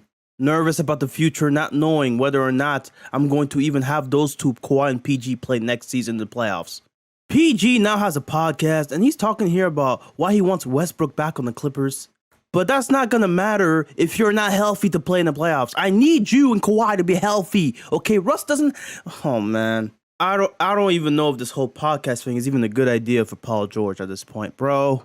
Lawrence Frank, president of the Clippers, look, he comes in and talks about how apparently Kawhi tore his meniscus in game 2, and that's when they realized, okay, they had to send him out, right? Now, my thing is, does that shake the confidence of the Clippers brass into obviously wanting to trade both Kawhi and PG? Well, according to Frank here, it does not. When we traded for Paul and signed Kawhi as a free agent in 2019, it wasn't for 1 or 2 years. It wasn't 3 or 4. Like every year you have those guys, they give you a chance. And so it's about surrounding those guys to continue to improve your chances. And Kawhi's, and he's a ceiling raiser. Frank is saying all the right things, of course, but there are those that doubt Paul George and Kawhi as a duo. As of now, there's Paul Pierce and KG that said, oh, they're the most unreliable NBA duo, and I can sort of see where they're coming from here. But obviously, this says that the Clippers are going to run it back with the same squad, try to make a few moves here and there, but mainly they still believe in both guys. That's what Lawrence Frank makes clear here. They want to build around these two guys still. Meanwhile, the Lakers, in a crazy turnaround, make it to the conference finals against the Denver Nuggets. Nah, they would end up getting swept, but they made it further than the Clippers did. And they were a playing team, okay? The Clippers were not a playing team, and they lost in the first round. Oh, boy. They not only won the Western Conference, but they also won the NBA championship in 2023. The Nuggets did. So for the Lakers to make it this far and still obviously try to compete against the champions, it shows a lot about their team, their future. The Clippers, hey man, they got to come back and show to the Lakers that they're the better team. Now's the offseason, and Paul George will be thrilled to know that Russell Westbrook is now re-signed. Oh boy, apparently the Clippers are hesitant to give both Kawhi and PG max deals? To me, the Clippers are like the pot that's boiling over here, and it could boil over at any moment. Like, I'm not going to say Armageddon is here, but Kawhi Leonard's eligible for an extension now. Crickets, as far as I've heard. You'll cover the team. Same. I'll ask you in a second. Yep. Paul George eligible in September. Is kind of quiet right now. There's no rush on an extension for Kawhi. And this is obviously due to the fact that they're never healthy, or at the very least they're barely healthy, and when they are, they look good, but we just got to see it in the playoffs. Well, look, you got Westbrook on a 2-year deal, very small deal. I think he gets paid $4 million a year. So far, this is the payroll of a lot of the players that are under contract for next season. And the Clippers, they could go big fish hunting with Harden requesting a trade out of Philly. You also have Damian Lillard, who requested a trade out of Portland. Maybe he could be a Clipper, but Harden, it seems like it's more possible. They are talking to teams. The Clippers remain a team very interested. Damian Lillard, through his agent, said he wants to go to Miami, so the Clippers more likely to go after Harden. It's not going to be Kawhi Leonard, and it's not going to be Paul George. And when you look at the Clippers, certainly with players like Marcus Morris, Robert Covington, Nick Batum, 3 players on expiring contracts. They do have a first-round pick in 2028 that they can put in a trade. And then when you look at from Harden's perspective, that works. It doesn't. This obviously benefits the Clippers mostly, but this trade really is done by the Sixers because Harden doesn't want to be there anymore. Morey is a liar, and I will never be a part of an organization that he's a part of. Yeah, he was beefing with Daryl Morey at the time. Daryl Morey promised him to give him the money that he deserved, or at least he wanted. And unfortunately for Harden, he did not get the money.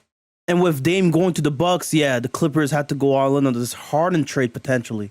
One thing I told Kawhi and PG this summer, like, we do got to approach the regular season in a different way. Like, we got to be, approach the regular season, like, let's be serious about it. Let's not wait to the playoffs because it matters. Like, who you get matched up with, have a home court advantage, not fighting the last 10 games of the season so we won't be in the play-in. So now you can get rest. Now you can get yourself together and be ready for the playoffs. And so they both understood that as well. That should have been obvious from the get-go, but I guess, it takes time for you to learn some of these things.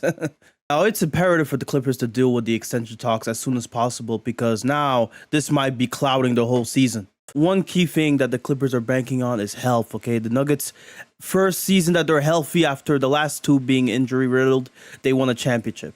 Clippers are hoping that they can get lucky this season as well. How much will it be and for how long? Also, there's a lot of attention on them after that new participation policy thing. If you looked online, every time that story was shared, who was it accompanied by a picture of? Kawhi and PG. I will say in their defense, they're being given some of the hardest schedules in the NBA very often.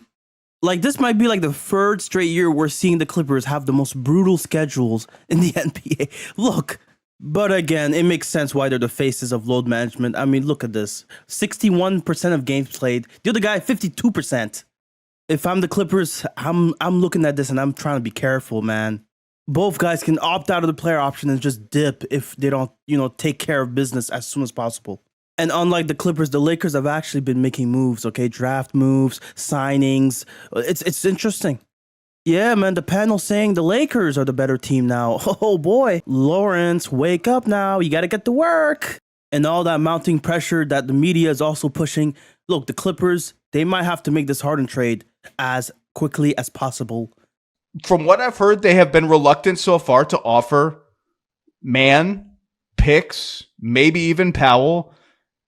And I don't know that the two sides have really even had super significant dialogue. And I don't really know what you do from there. Do you like Harden with the Clippers? Like, what would you, if you're Lawrence Frank, like how much do you put in the pot? Because the Clippers are a win now team, I do think Harden makes some sense for them, that they need one more guy who can dribble and make plays, and that guy probably shouldn't be Russell Westbrook. Like, I guess the Clippers just want a better initiator at the point. I don't know if Westbrook is good enough at this stage of his career. I think that's what the Clippers are looking at this and saying, oh, Harden might be the move here. But if Lawrence Frank is not even willing to give up Terrence Mann to get James Harden, what the hell are they even doing? They're so unserious. They're talking about Terrence Mann like he's some young prospect. He's like 26. As I mentioned earlier, the Clippers obviously are going to be affected by this new player participation policy. The window may be shrinking because of the health aspect, but the NBA is trying to make sure the Clippers aren't going to load manage, or at the very least get away with load managing him as much. Now, this was interesting. Jerry West, during the offseason, calling out the whole concept of load management. He's the Clippers advisor at the moment. I think he knows very well what the Clippers are doing right now with Kawhi and PG. He might not like the news of what they're doing, though. So it's interesting that he's the one saying this, out of all people. Like Ohm said earlier, there's this new player participation policy that the NBA instituted. And here in the lower third, you can read, it says, unable to rest two All-Star / All-NBA players in the same game.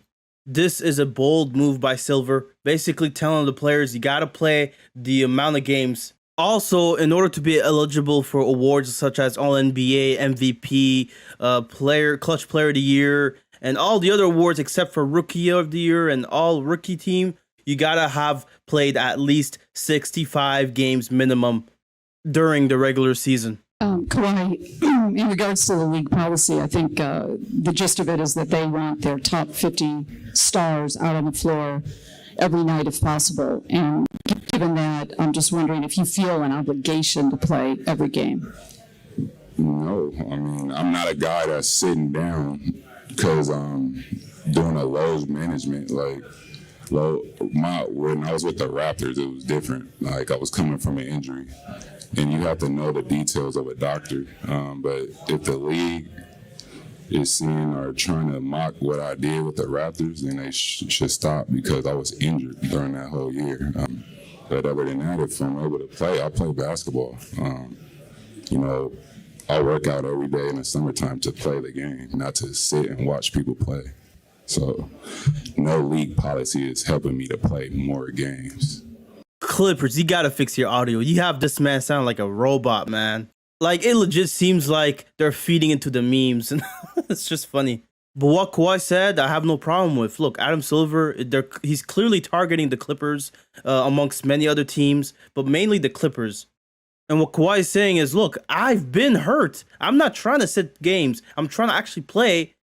And he's not the only one. You have guys like Draymond Green that have also disputed and argued that this rule, this player policy rule, is not really going to help much. A lot of people have a problem with the fact that the NBA does not make a distinction between games missed due to load management and games missed due to injuries. So if you're injured for 40 games, well, you're out of an award. You can't really be awarded MVP anymore, even though you might be the best player in the NBA. But obviously, the NBA is trying to avoid a situation where, imagine a player plays only 32 games and whatnot, and they somehow get some awards like an MVP. As of now, I think voters already do take into account how many games you miss, right? Like Embiid, for example, could have won the 2021 MVP, but he missed too many games. They gave it to Jokic. He had the better case, according to them. But ultimately, the NBA is a business. They're trying to get as much butts in the seats as possible. A lot has been made about star players missing games when really they shouldn't be missing games. They're resting and not. And then Adam Silver's trying to avoid having people upset over stuff like this, which, by the way, is a valid thing to be upset at. Stephen A., he reacted to all this, and he obviously said what he usually says here. I'm dead serious when I say this. Kawhi Leonard is the absolute worst superstar that a team can have.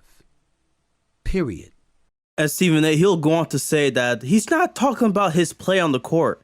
He's talking about the marketability, him being too quiet, him really not being a no-show, really. But in this conversation, what's missing is obviously grace. Stephen A. Smith seems to be arguing this in bad faith. It's clear as day. Kawhi isn't trying to miss games. He's not trying to sit out games. He's trying to play. It's clear as day. They're never healthy. They're just never healthy. Why is this going to be the year where they're going to be healthy for a full playoff run? He said even with a trade for James Harden, even if they're healthy, he wasn't sure that they would make it all the way to a title. Now the Harden situation is getting interesting. We're getting closer to a resolution. James Harden did not get on that plane to Milwaukee with the team, and the organization wants him to stay back and start to ramp up with their medical staff, with their... He did rejoin practice facility after, being absent one day, but there might be a trade coming soon. James Harden is headed to the Los Angeles Clippers. The trade was finally made. A lot of people were waiting for it, and the return is quite interesting. Marcus Morris, Nick Batum, Robert Covington, 2 first-round picks traded, and a pick swap. Interesting haul. So now we can see a potential starting lineup of Harden, Westbrook, George, and Leonard. I don't know why, but they called them Clippers in this one. The return also includes PG Tucker and Philip Petrusev. Look, giving up 4 picks, I hope it was worth it. You think he thinks he's going to play like he did? I think he's not going to get to play the way he wants, and he's going to move, but it's not going to work well. Nick, is the man retarded? Shouldn't use that word, but sure. Developmentally disabled? Sure. This was the greatest video to come out of this trade, man. I suppose James Harden is being a little, I'm not going to say that word, but hey, man, he was being a little bit disabled. I don't think, when I meant at least, I'm not meant just shooting the basketball every time. I meant like, I think the game and I'm a creator on the court. You know what I mean? So if I got a voice to where I can, hey coach, I see this, what you think about this? Then it's like, oh, okay. Like somebody that trusts me, that believes in me, that understands me, that I'm just not I'm not a system player. I am a system. Oh, it's already sounding a little spicy over there in LA. Look, it's Halloween time. The TNT guys, hey, they got goofy here. Shaq becoming gothic because of Jimmy Butler. I don't know if Chuck is supposed to be the bus driver and Ernie's supposed to be I don't know what he's supposed to be. But I sure do know what Paul George is supposed to be here. Where's Paul, though? Pumpkin P. Yeah, I like that. All it takes is one bad playoff game, one bad playoff series, and you're forever going to be enshrined with this meme. What is this dude thinking, bro? And now we're seeing some early struggles. Harden obviously not in tune with the team yet. It's par for the course for a player like Harden. He's going to take some time to get used to his 5 turnovers is a lot, but you're going to have to obviously, ride with this because, this is the first couple games he's playing. Now the Clippers are 0-2 with Harden technically on the team. And now the Clippers are getting destroyed by the Mavericks in the 3rd game of Harden's Clipper tenure. Technically 2nd game that he's active and playing. This man, Luka, loves playing the Clippers. I don't know what it is, man. Yeah, something green. Why does Luka do this time and time again, Perk, to this team? You good? No, I'm not good. What? Didn't I tell you? You got a hard head, huh? Didn't I tell you every time you play against me to strap your shoes up? Didn't I tell you? That's what Luka Doncic does to the Clippers every single time. This dude Perk just whipping this shit. Like, what the hell? I get it, though. Luka's a dog, man. Oh, my. And now the Clippers are 0-4 in the first 4 games that Harden is technically part of the team. And this is where people got angry, man. Why did they trade for Harden? In the first 4 games of the season before Harden got traded to the Clippers, they were 3-1. And you see now, oh, whoa, is that a 6-game losing streak? 0-6 with Harden on the team. Even their in-season tournament chances are being affected by this trade, I guess. There are so many things pointing to the Harden trade aging poorly. Look at these stats, quite just awful. Is he really struggling that much to where he's holding the team back from being what they truly can be, a contender in the Western Conference? They also haven't won a road game this season. Oh boy. Clippers clearly reeling here since trading for Harden. Oh, too little down there. Come on, Joker. Lineup, look at that lineup right 32, 16, and 9. That's a 6-5 and under league. Yeah, let's just say the Clippers aren't winning the in-season tournament. And I do think that it's time to have a discussion as to whether or not James Harden should be benched. Yeah, it's to the point where they're saying Harden should be benched in favor of Westbrook. The problem, the reason why James Harden is in Los Angeles is because of that damn Kawhi Leonard. The worst superstar any team could ever have. That's right, I said it. We're doing this shit again? Oh boy. That's the situation. The man has commercials with New Balance, and the kids are talking in the commercial instead of him. You can't make this up. I'm not gonna lie, that was a good one, Stephen A. That was. It's early to say whether or not this trade was not worth it. But obviously, the takes are gonna come out. Harden's a failure. He's a choker. They were picking on James Harden the entire game, searching him out. Come here, James. Now, this game that the Clippers lost, right, against the Nuggets, it was no Jokic, there was no Jamal Murray. I think it was led by Reggie Jackson and DeAndre Jordan. Like, they were playing Reggie Jackson, Peyton Watson, and DeAndre Jordan. Pretty important players to Denver, but DeAndre Jordan has made the most of these minutes here in this first. DeAndre Jordan legit just manhandling the paint like he's in 2012 again. Like, what the hell? As of now, the Clippers are 11th in the Western Conference, and yeah, they're under 500. As a team that has all these expectations, not a good look so far. But at some point in the season, the Clippers, everything was clicking for them. They were hitting all cylinders. Curry, the pull-up. Rebound Westbrook. The Clippers looking to push. The shot clock is dark. They're down by 2. George wants it all. The 3! Oh, my goodness! Hot damn! Paul George puts the Clippers out in front by 1. I don't know what clicked. Maybe it was the offense needed to be sorted out, and they sorted it out. But they won this game. In the month of December, they're 6-0. Hey, James, you made it look real easy tonight, but it's not that easy, is it? What the work? We put the work in, you live with the results. You know, it was a big-time win for us. We came out with some really good energy and just keep this streak going. Part of the reason the Clippers are clicking is because James Harden's finally hitting his shots, finally doing the things that they were asking him to do. Without Paul George, Harden set season highs in minutes, in points, in assists, in threes, in free throws, in blocks, and distance covered. That's all according to Second Spectrum. So Zach. And the Clippers, man, they were so hot. They were streaking. Clippers 6 minutes and 10 seconds away from their 8th straight win. No way.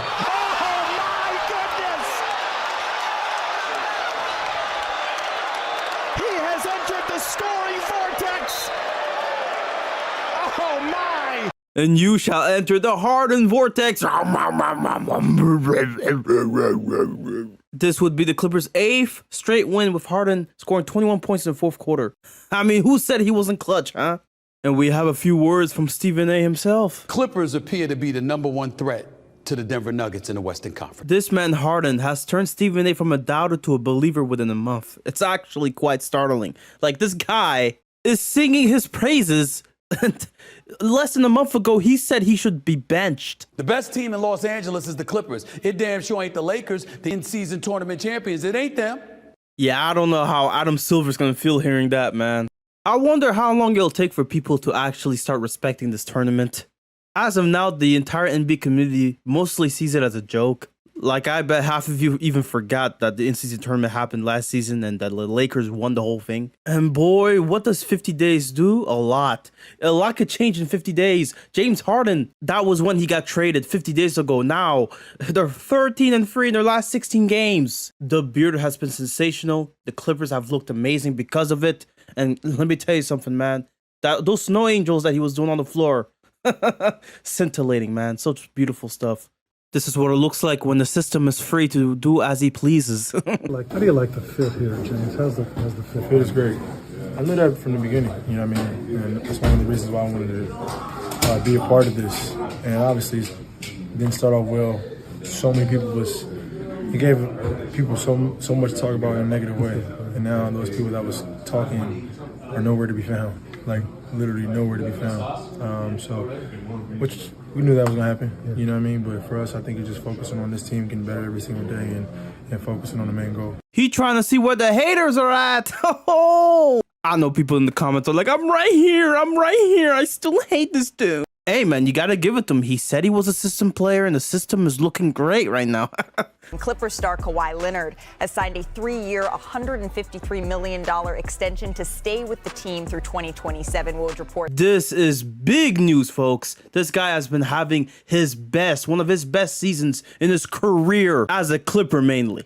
It's nice to see that tagline, board man gets paid, because he just got moolah. And now there's 2 players to worry about in terms of contract for this season. Paul George, who could decline his player option, and Harden, who's going to be an unrestricted free agent. That's part of the reason Philly traded him. He was expiring, and they didn't want to give him the money he wanted. Oh, and newsflash, Kawhi's only missed 4 games this season.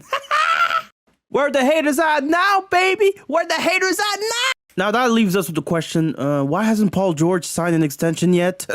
Seeing what Kawhi did today, how does that impact you as well? I'm extremely excited and happy for Kawhi reaching a deal to hopefully make him a Clipper for the rest of his career. We'll see my situation when we get there. But, again, just happy. They got the deal done on his end. I know he wants to stay here, myself as well. When my time comes, we'll be ready for those conversations as well. That fully healthy Clipper squad playing against Shea and OKC, and OKC's a top 3 seed. But Paul George, what a game. Look at this beautiful shot right here. He scored a game-high 38 points. Yeah. Playoff P might be on the horizon, folks. 18 of those points were in the 4th quarter, by the way. They're now just a game back behind the Nuggets and the Thunder, obviously for that 3rd and 2nd seed right there. After going 7-9 in the first 16 games of the season, they've gone 19-5 in the next 24 games. The best such record in the league in that span. They trailed by as much as 22 points against the Nets. They were trailing big in this 4th quarter against the Nets, and they went on a 22-0 run, capped off by this Kawhi 3-pointer. This Clippers team is looking very good. Now 20-5 in the last 25 games. I haven't seen Kawhi this happy since Moby Dick was a goldfish. What? What does that mean? Moby what? Clippers, yes, have the best record since even December 1st. And it's yet another matchup between the Clippers and Lakers. And Shaq's not feeling the Clipper love. Best record in the What we betting, Shaq? What we since betting? Christmas What we betting, Shaq? is the Los Angeles Clippers, who have been on an absolute tear. Shaq what we does betting? not like any positive commentary about the Clippers, but take a look at the record. That's not true. Hey, you if the Clippers don't. win, Shaq. That's not true. You said they took over the city. Why? Because they have a better record. Okay, left go. They can never take over Here's the the thing. city. Look, I get it, man. Shaq, he's won 23 of his 25 matchups against the Clippers, man. He really sees them as chumps running from the grind. He's probably about to make a single with Dame Dollar at some point. You think you got better music than Shaq? I think I rap better than Shaq. People wasn't looking at it like this is a real rapper. It was like that shit. That's Dame rapping. The daddy has to come out of retirement. He say he the GOAT, I come for his body. Platinum because he bought the copies. I completely forgot about this era, bro. They diss each other back then. Check me out right here, yo. Not again. Yo. How you do a response to a response? You gotta stop, Shaq. And they even made a song. I mean, they featured in the song with Shaq and Meek Mill and Rick Ross. Okay, man. I have no idea what's going on. This is way outside of my depth, okay? Let's get back to basketball. Something I can actually comment on. Powell, he's trying to tie the game. Doesn't go. And unfortunately, the Lakers win the matchup against the Clippers. By the way, I scammed y'all. That was a matchup from early January. This is the actual matchup. This is the real game. Westbrook had his shoe pop off. Finally passes it. Now he's going shoeless. If he had done this in a Lakers uniform, I think he might have been a Laker still. Wow! Playing with one shoe might be the move, Westbrook. Come on now. And he's going to play defense now. Westbrook drives, is fouled. Flex it. James Harden drives. Oh, Russell met him at the rim. Clean block. Back come the Lakers. Prince lays it in. Clippers take revenge on the Lakers for that last loss. But now it's trade deadline, and you're having to reconcile with the fact that you have 2 free agents pending. You've yet to have an extension deal with Paul George, and negotiations have gone quiet. Harden's another player you have to worry about, but I think with him, it'll be more straightforward. Whatever money he's requesting, I don't think you're going to have to necessarily give him that. In general, what the Clippers are looking at is the overall market. I don't think Harden has that big of a market, but Paul George, he certainly does. And now the Clippers are a game and a half behind the first seed Timberwolves. And the Lakers, nowhere to be seen here. Oh no. You got ESPN here legitimately asking themselves whether or not this version of the Clippers, this is the best they can do, and this is the best shot they can have at a title. You got insane talents all over the West, but the Clippers apparently are within the top range of the talent. I know what I said didn't make sense. Look, I'm not an English major. My second language is English. I do not care. Perk makes an interesting argument here about how the Clippers are essentially the best team in the Western Conference. Tim Duncan, the great Tim Duncan, always said that 20% of luck is being healthy. Now, this team healthy, 0 flaws. Okay, that's better. They have a championship caliber coach on the sideline. Yep, tight. He goes up and down the Clippers lineup and goes and ends it with Westbrook. And Russell Westbrook is going to win the Clippers 3 or 4 playoff games as they go on to win their first NBA championship. They have 0 flaws. You know, this is how good they are. PJ Tucker could be playing quality minutes right now for a contender. Bones Howland should be playing quality minutes for a team, period. And then Shanae responded back saying, look, it's all great and all, but you always have to preface it with if they're healthy. Based on their track record, this sounds like a fantasy that you're talking about. What goes into you being able to be available for so many of these games this year? Not tearing my ACL, not tearing my meniscus. Okay, Kawhi, talk your shit, Kawhi. He's like, y'all think I'm resting, but I'm just hurt, bro. I got legit injuries. Talking about, oh, what's gotten you to play so much? I mean, look, I'm not fucking hurt, nigga. Hey, he's talking his shit right now. I can't lie. I respect it. This is now the last matchup before the Clippers move away from Staples Center, I'll call it. Yeah, Staples Center battle ends today. It's a pretty interesting history here. The Clippers have dominated the last couple matchups to where you actually wouldn't think that in the past history, the Lakers weren't the better team. This means that the next time the Clippers play at Staples Center, it'll for sure be a Lakers home court. The Clippers will be in a different arena. And so the game goes, and something quite interesting happened. The Clippers were leading big into the fourth quarter, 18-point lead.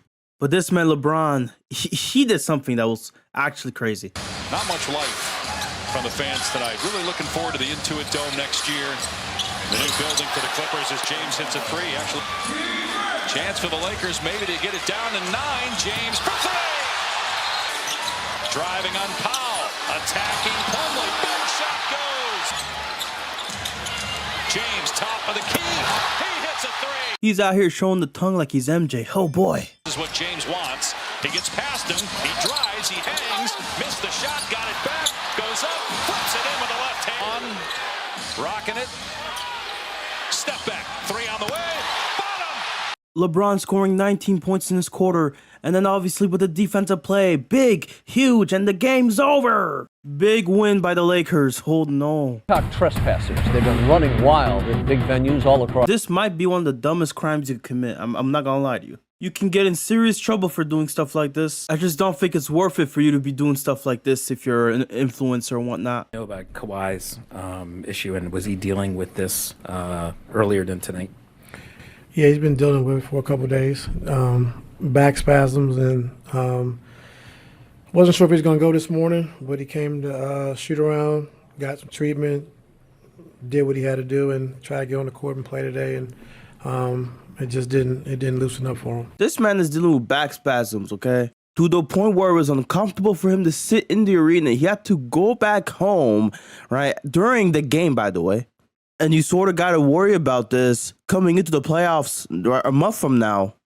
Will Kawhi be available by the time playoff happens, right? That's the question. That's what's really worrying a lot of Clipper fans as well. Now, during the stretch in mid-March, Kawhi was seen playing games. He was obviously dealing with stuff, but it's a good sign seeing him play, despite the fact that he's going through stuff with the back and whatnot. But they lost this one. Not looking good right here. Comes down to the wire, and we hopefully start to play well, iron out whatever wrinkles we got to iron out going down this stretch.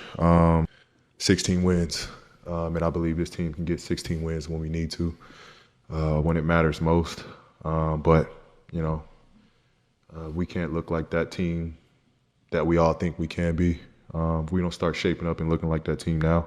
In talking to James, he used the I word, identity, that we discussed many times. Didn't have one. Do you guys have one, or is it gone somewhere? Who you said what now? James Harden mentioned that you guys didn't have an identity. You guys have had one. Where is it? Well, can we start with this identity?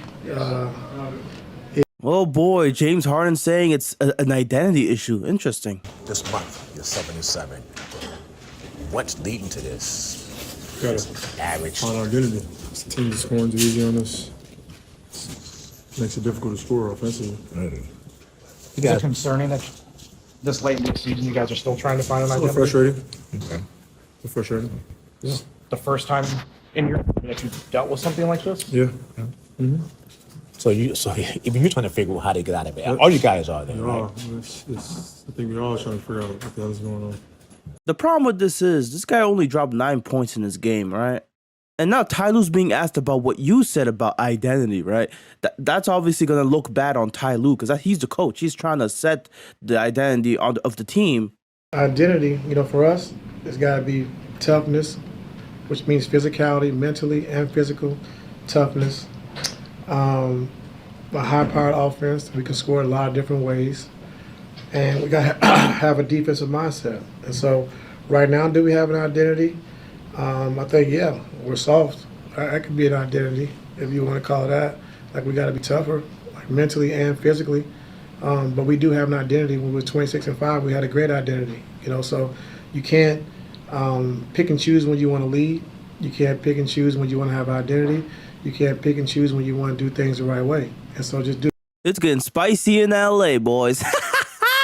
And Wendy, he's going to tell us how bad the Clippers have been since the All-Star break. Look at this record against teams over 500 since the break. 1-8. Look at the ground that the Pelicans have made up. I mean, that is crazy. And the Pelicans are... What's crazy is the Pelicans have been playing without Brandon Ingram this whole time. As the playoff time nears, that means the Clippers will play their last game in Staples Center. I will certainly not call it what it says here on the billboard. It's the Staples Center. It will forever be referred to as such. And for some reason, the Clippers signed Kai Jones. I guess. I don't know. He'll be questionable for Sunday. Like I said, and I'm trying to be as transparent as possible. It's just very unpredictable. So like if things continue to get better and better, there's a chance. Now you got the GM Lawrence Frank having to clear things up regarding Kawhi's impending injury issues that we're obviously seeing him face. And what many found weird was he got the final spot on the Olympic roster. I mean, if this guy is not going to be playing in the playoffs, why would he play in the Olympics? I mean, come on now. Like, this is weird. You just got to hope that he plays in this series against the Mavs. I know his history is extensive, but Kawhi Leonard at some point is going to have to be healthy and play a series. Okay, we haven't seen him play much since 2021 in the playoffs, and that has to change. And once again, they're playing the Dallas Mavericks for the third time in 5 years. They have to, and I'm telling you right now, they have to win that series. As much as chemistry, being on the floor together, and playing the best basketball you could possibly play at this point of the season, a lot of it has to do with luck too. I think from the injury standpoint, we've just been unlucky on remaining healthy Look, and that's fine, okay? You could say you're unlucky, right? You could say Embiid's unlucky, for example. But at some point, man, something's got to give. If I'm investing money into you playing in the playoffs and you're not doing that, there's a problem. Now, Kawhi, he would miss the first game of this series, right? But it didn't seem to matter, actually. Here's Harden looking to shake Hardaway. Harden, step back, is good. Plus the foul. Heavily in the favor of the Clippers, an 18-7 edge. Mavericks have missed their last 7 shots. They're 2 for 15 in the quarter. Westbrook soaring in. And the Clippers are able to win this one without Kawhi Leonard's assistance. That is big. Because as you can see, he's back for game 2. Gafford gets rid of it. It's Irving. Oh, left hand! Coach Shaw said everyone's still getting integrated with Kawhi playing for the first time since March 31st as Kawhi timely enough gets the dunk there. But the Mavs were beginning to pull away here. He's gonna fire it up. And hits at the horn. And that was a 6-point play! Tie game! Oh, wait, no. Series is now tied 1 apiece. This series now going to Dallas. This has been a trilogy of sorts, right? This is the third time in 5 years these two teams face each other. Jason Kidd being the second coach in this edition now. Luka is still there. And Kawhi and PG, I mean, they're still there too. But you got some new faces. James Harden in this one. Kyrie Irving, PJ Washington. This is going to be an interesting blend of, forces being played here. You got the rookie Lively as well. Quite an interesting pickup here. Kawhi Leonard, will he be able to be healthy for the series? All indications are, Malika, is that Kawhi Leonard will not return today for game 1, but he is making progress. He has started to shoot more on the court. He started more movement in recent days. I'd be pissed too if I'm Stephen A. I'm going all in, baby. Kawhi, you are the worst superstar. Kawhi Leonard returned in game 2, but the Clippers lost at home. As the Mavericks even up this series, Luka Magic on full display in the Washington offensive rebound. Doncic fouled by Westbrook. Doncic upset, has something to say. Westbrook pushes him. Now Westbrook pushes Washington. The contact by Westbrook to Doncic is a technical foul. Yo, Westbrook, you gotta stop doing this stuff, man. This dude PJ had a post that went viral during this game. It was actually pretty badass. Now, both he and Westbrook ended up being ejected in this game, but it was a clear, decisive Dallas win. I don't know how this is possible, but Paul George and Kawhi having less than 10 points in this game, this is actually pretty bad, man. I'm not gonna lie to you, bro. 0-2 in the games you play in the playoffs, and the one game y'all won, you didn't play. This is starting to look grim, I'm not gonna lie. Okay, fine, the argument could be made that he's trying to get back into rhythm and that, clearly he's not fully healthy. But at that point, wouldn't you agree that he might as well not play? And, tonight, is either, play or limited minutes or not play. And I want to be on the floor to help the team. And, that's what the results are. Frustrating that it happened to me this late in the season, but we're going to keep going. We're going to get it right. You think you'll be good to go for Sunday? Yeah, the way right now, I'll see tomorrow. But I want to play, so. Fair enough, man. He wants to play, man. I don't have a problem with this, but obviously, man, if you keep playing this poorly, then it's like, okay, why are you even on the court? Unfortunately, Kawhi would not be able to play for Game 4. And I'll tell you what, this was probably the best game to watch in the whole series. And of course, the Clippers are up by 31 without Kawhi Leonard, man. You cannot make this stuff up anymore. Like, every game Kawhi misses, man.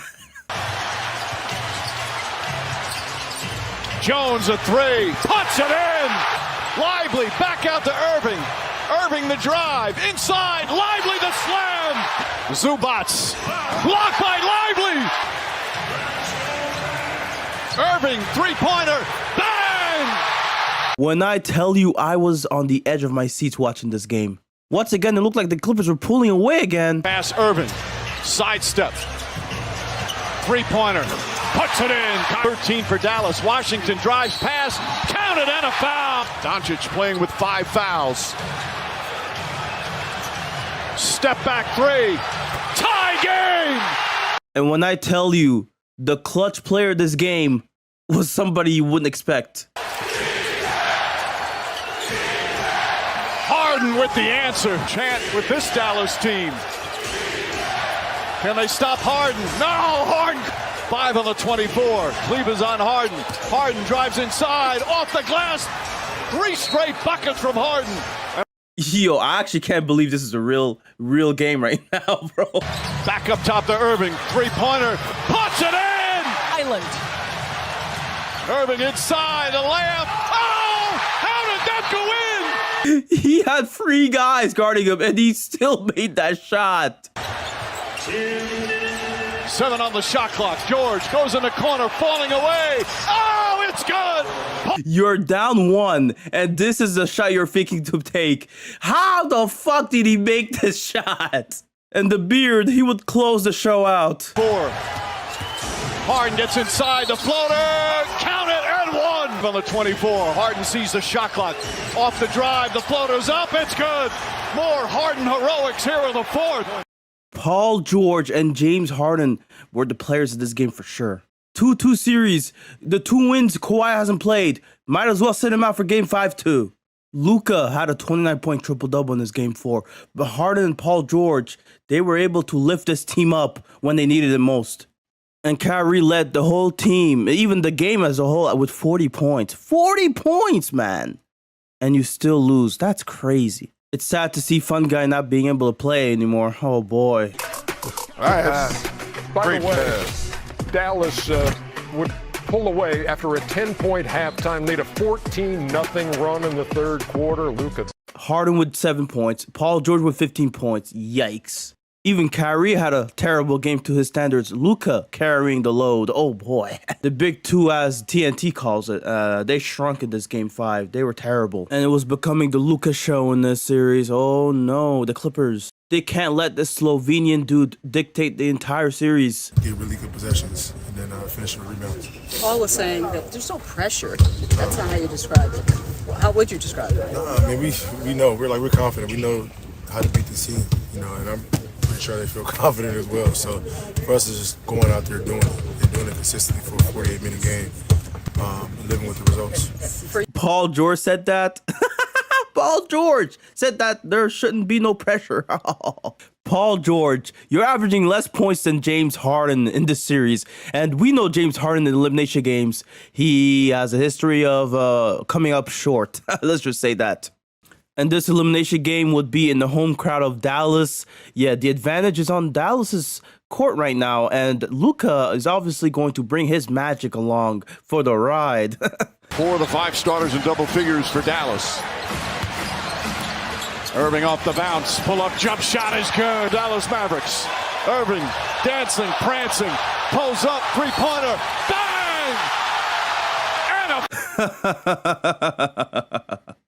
Oh, the Clippers, they've done it once again. Underachieved, underperformed. Let's just look at the stats here. Luka actually underperformed this series compared to his usual playoff standard. He actually shot less than 24% from the three-point line, but he averaged almost 30 points per game still. Paul George, well, he barely showed up, averaging a whopping 19 points a game in this whole series. After scoring 18 points in an elimination game, yeah. Where you at, Paul George? Where you at? As for the beard, you weren't supposed to be a first option, not even a second option, but you somehow became one because Kawhi couldn't play and because Paul George was underperforming. And you actually outplayed Paul George in this series. Embarrassingly so, you did. You still put up a sticker yet again in yet another elimination game. 16 points on 31% shooting from the field. I will say, though, you only had 1 turnover? That's progress. Looks like the pressure was too much for y'all. Y'all can handle all the heat that was coming your way. And let me say this, the Dallas crowd has been phenomenal in these playoffs. I hope and I wish to see more success for this franchise because they have a great crowd. You see something even bigger, even more consequential here for Los Angeles. I think wholesale changes should take place. This team, listen, I'm done with this team. I'm done with this team. One, you got Kawhi Leonard locked up. He's the worst superstar you could possibly have because he's hurt half the time, and the other half the time, he does nothing to market the sport in your brand. Kawhi Leonard, Paul George, James Harden, Russell Westbrook, the four combined. Stay with me. 34 All-Star selections, 5 NBA scoring titles, 5 assist titles, 2 league MVPs, 2 Defensive Player of the Year awards, and obviously only Kawhi with the 2 NBA titles. I'm not gonna lie, Paul George hasn't made the finals. Westbrook and Harden haven't made the finals since 2012. And Kawhi hasn't put up a healthy playoff run since 2020. I gotta stop defending Kawhi at this point. He's my guy, but like, I agree with Stephen A. This is bad, bro. I'm not gonna call him the worst superstar, but he's up there. Clippers coach Ty Lue has signed a new deal through the 2028-2029 season that will make him one of the NBA's highest paid coaches at approximately $14 million per year. Sources told. Well deserved, honestly. I don't think he's much the problem. I think having his players not being able to play in key games is the bigger problem here. Yeah, Kawhi missing the 15 of the last 19 Clippers playoff games, not a good look. I love Kawhi, but if you're not available, what position does that put me in? Oh boy, man, I gotta be honest, bro. It's I would just cut the cord at this point, so to speak. You know, that sounds cruel as hell, but I will just break up these two, Paul George, Kawhi. I will just end it. Try to trade Kawhi. Try to do something, man. I'm not trying to wait for another season. Wait. Who is that? Hey, okay. As I was saying, though, I'm not going to wait a whole season for this dude Kawhi to all of a sudden be injured again and not play in the playoffs. I get it. He can't control these things. But at this point, I'm paying you max money for you to show up. I'm sorry. If you're not healthy enough to show up, I don't want you on my team. That's that simple. This is not directed at you, Andrea, nor you, Jay. I'm just talking about basketball analysts out there who praise Kawhi Leonard so much. I'm sick of y'all. I'm really sick of y'all. This is the worst superstar. Now, the word superstar is applicable here because he is a superstar when healthy on the basketball court. This is not a conversation about his ability when healthy. This is the worst superstar. I can make a case this is the worst superstar in the history of sports. He is a nightmare. I can't even defend Kawhi anymore. That's how it is. As a Kawhi fan, I can't even defend him from stuff like this anymore. Okay, yeah, you are the worst superstar in sports. I don't care. I don't care anymore because you're not showing up to play. He's injured. Yeah, okay. He's hurt. Look, man, if you're hurt, if you're not playing in big games, you're a has-been. You're a has-been. And Stephen A., I know his fucking big face is zoomed in now. He's right. He's correct to say what he's saying because he's pissed. And Jay Williams, he's also sad about this whole thing. And I just got to win. Her name is Andrea Card. Okay, Andrea. Joel Embiid, you know, he's showing up here in a panel with Paul George. This is a NBA Finals appearance, apparently. Paul George will say it himself. This is my first final appearance, and I hate that it had to come in this fashion. Absolutely pathetic stuff here. And Joel here, he makes a pitch to the world, I guess. Hopefully, this offseason we find a way to get better and, add some pieces. And, add some pieces. That little side eye directed at Paul George. Hey, is that tampering? Adam Silver, come on. You gotta do something about this type of tampering, man. And there was a moment with Stephen A. when he told Paul George basically, oh, Kawhi Leonard, he doesn't play. And Paul George, he says it in his pod here that he didn't like that moment. You just got to let it go, man. I mean, Kawhi, he doesn't want to not play.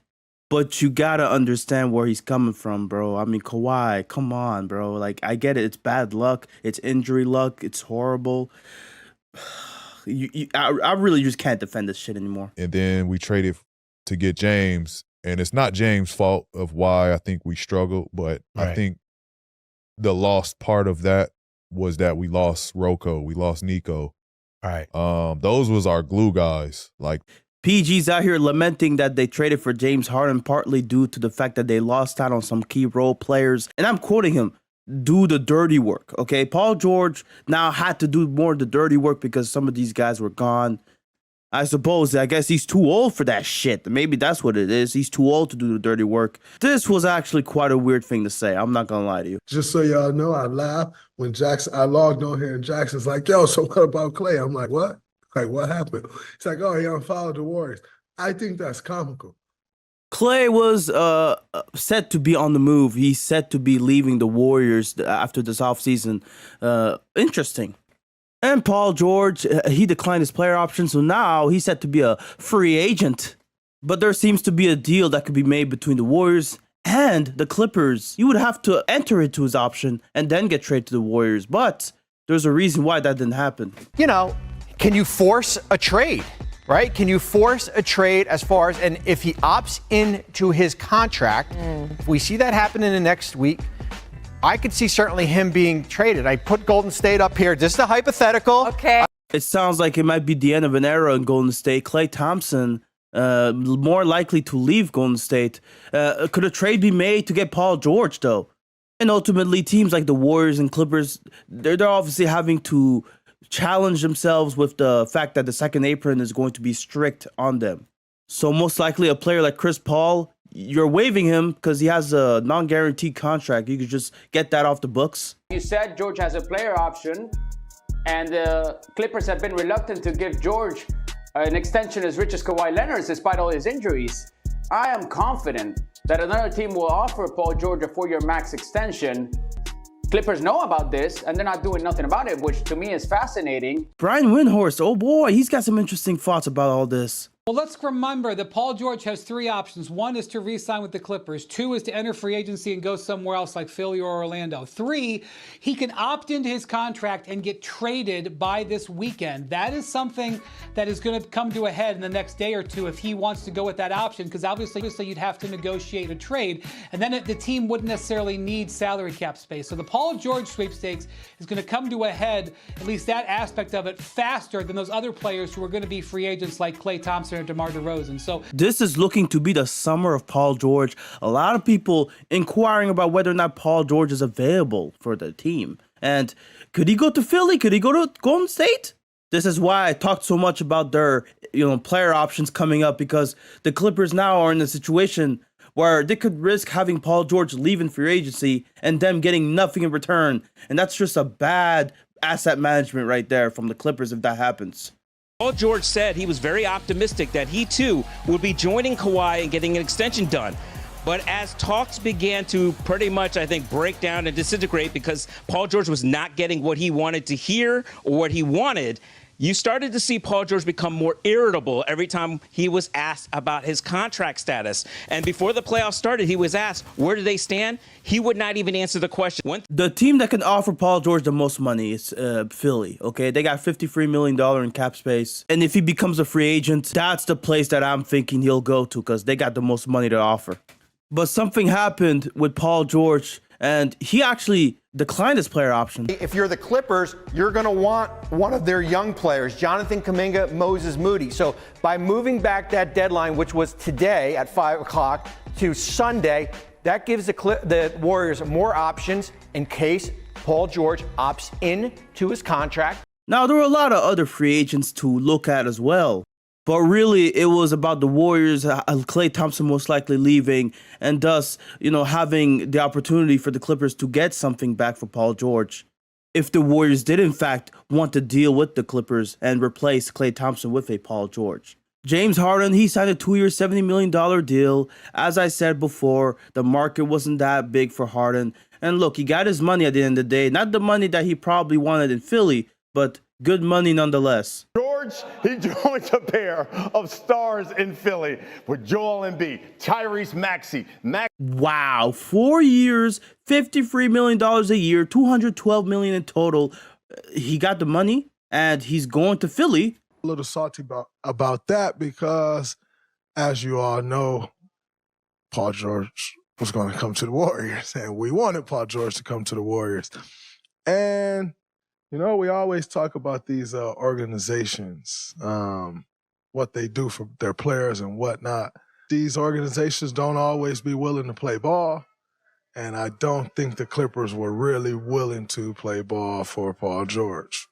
And now, look, the Clippers look bad here because essentially you lose Paul George for nothing.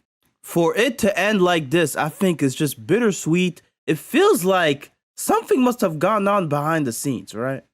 I don't know that Draymond is necessarily right or that he actually knows what happened, but something tells me the Clippers did not want to obviously lose Paul George for nothing when they traded a big haul to get him in the first place. And now Klay Thompson, he's gonna leave, whatever. Okay, but the Warriors, they won't get their guy in Paul George. And for the Warriors, ever since Mike Dunleavy came in, honestly, he's just done a poor job of managing his assets as well. Now let's hear from the source about how the contract negotiations went. To put it out there, like, I never wanted to leave LA, right? Initially, I was not trying to leave LA.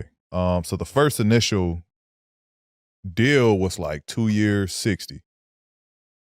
So I'm like, whoa.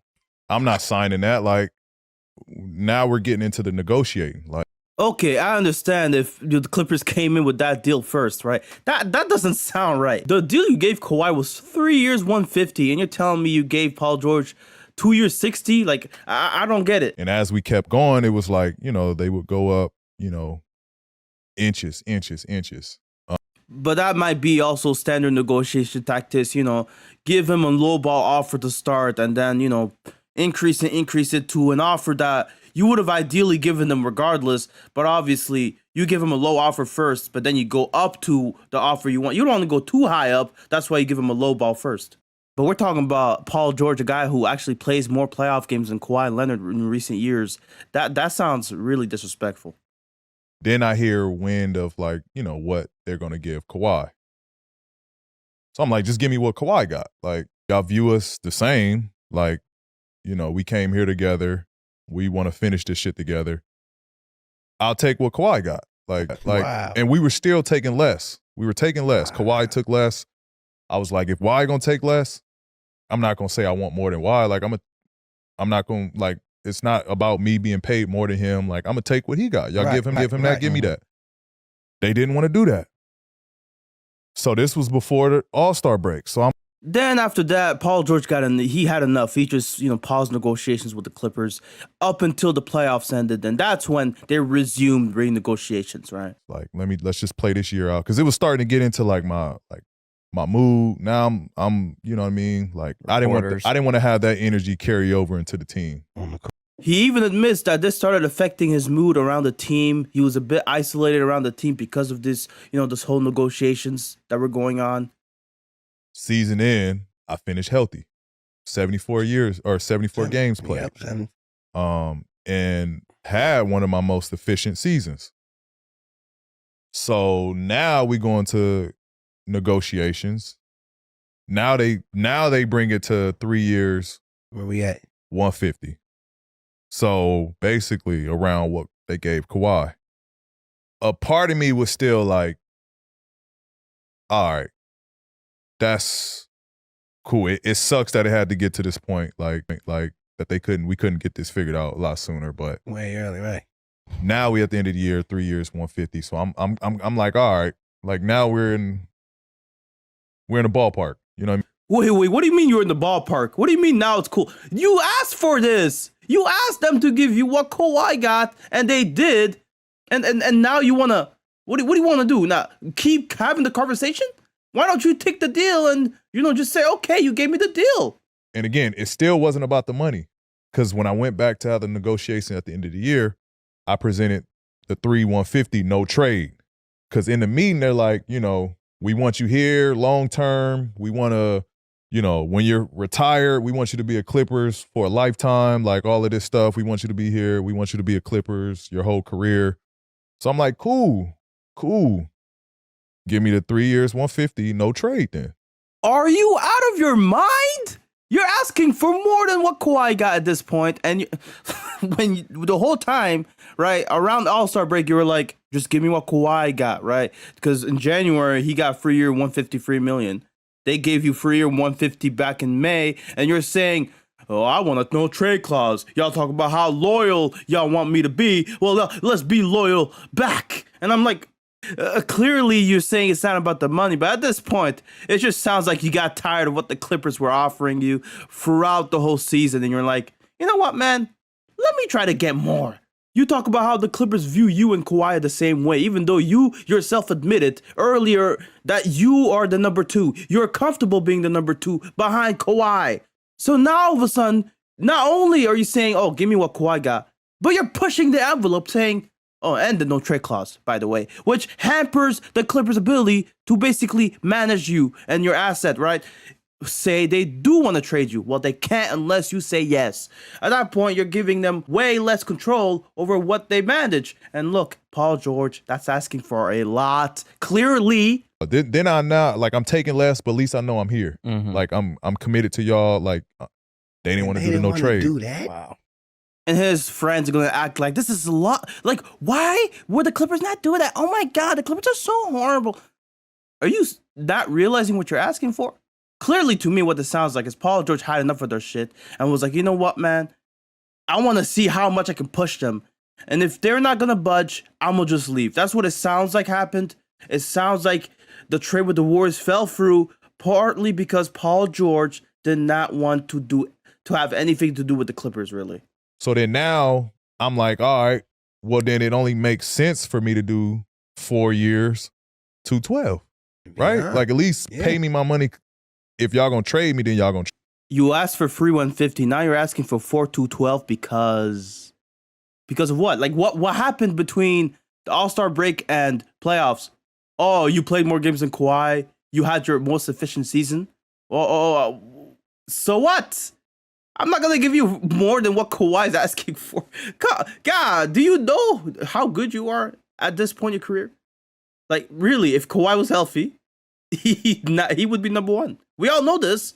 Even Paul George knows that Kawhi would be the number one. He even said it himself years ago, or if not recently. So then I was like, now I'm open to entertaining what's out there.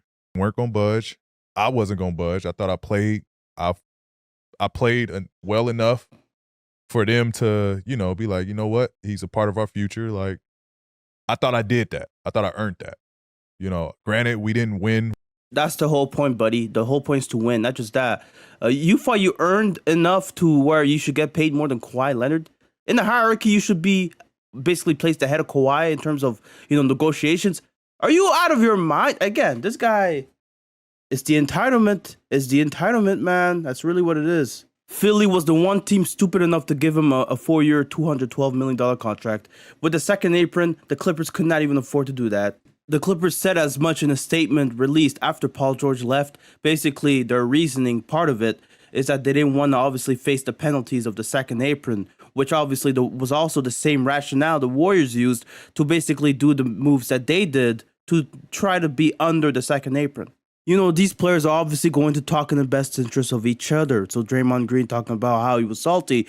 I mean, look, he's not thinking about the team as a whole. But at the same time, I wouldn't blame him for thinking like this. Same thing for Paul George. He's looking out for his own best interest, as teams do the same for their own best interest. When you have a Jalen Brunson now recently taking a huge pay cut so that the Knicks can be able to do more moves around the edges, right? So that obviously they're not hampered by Brunson's big contract.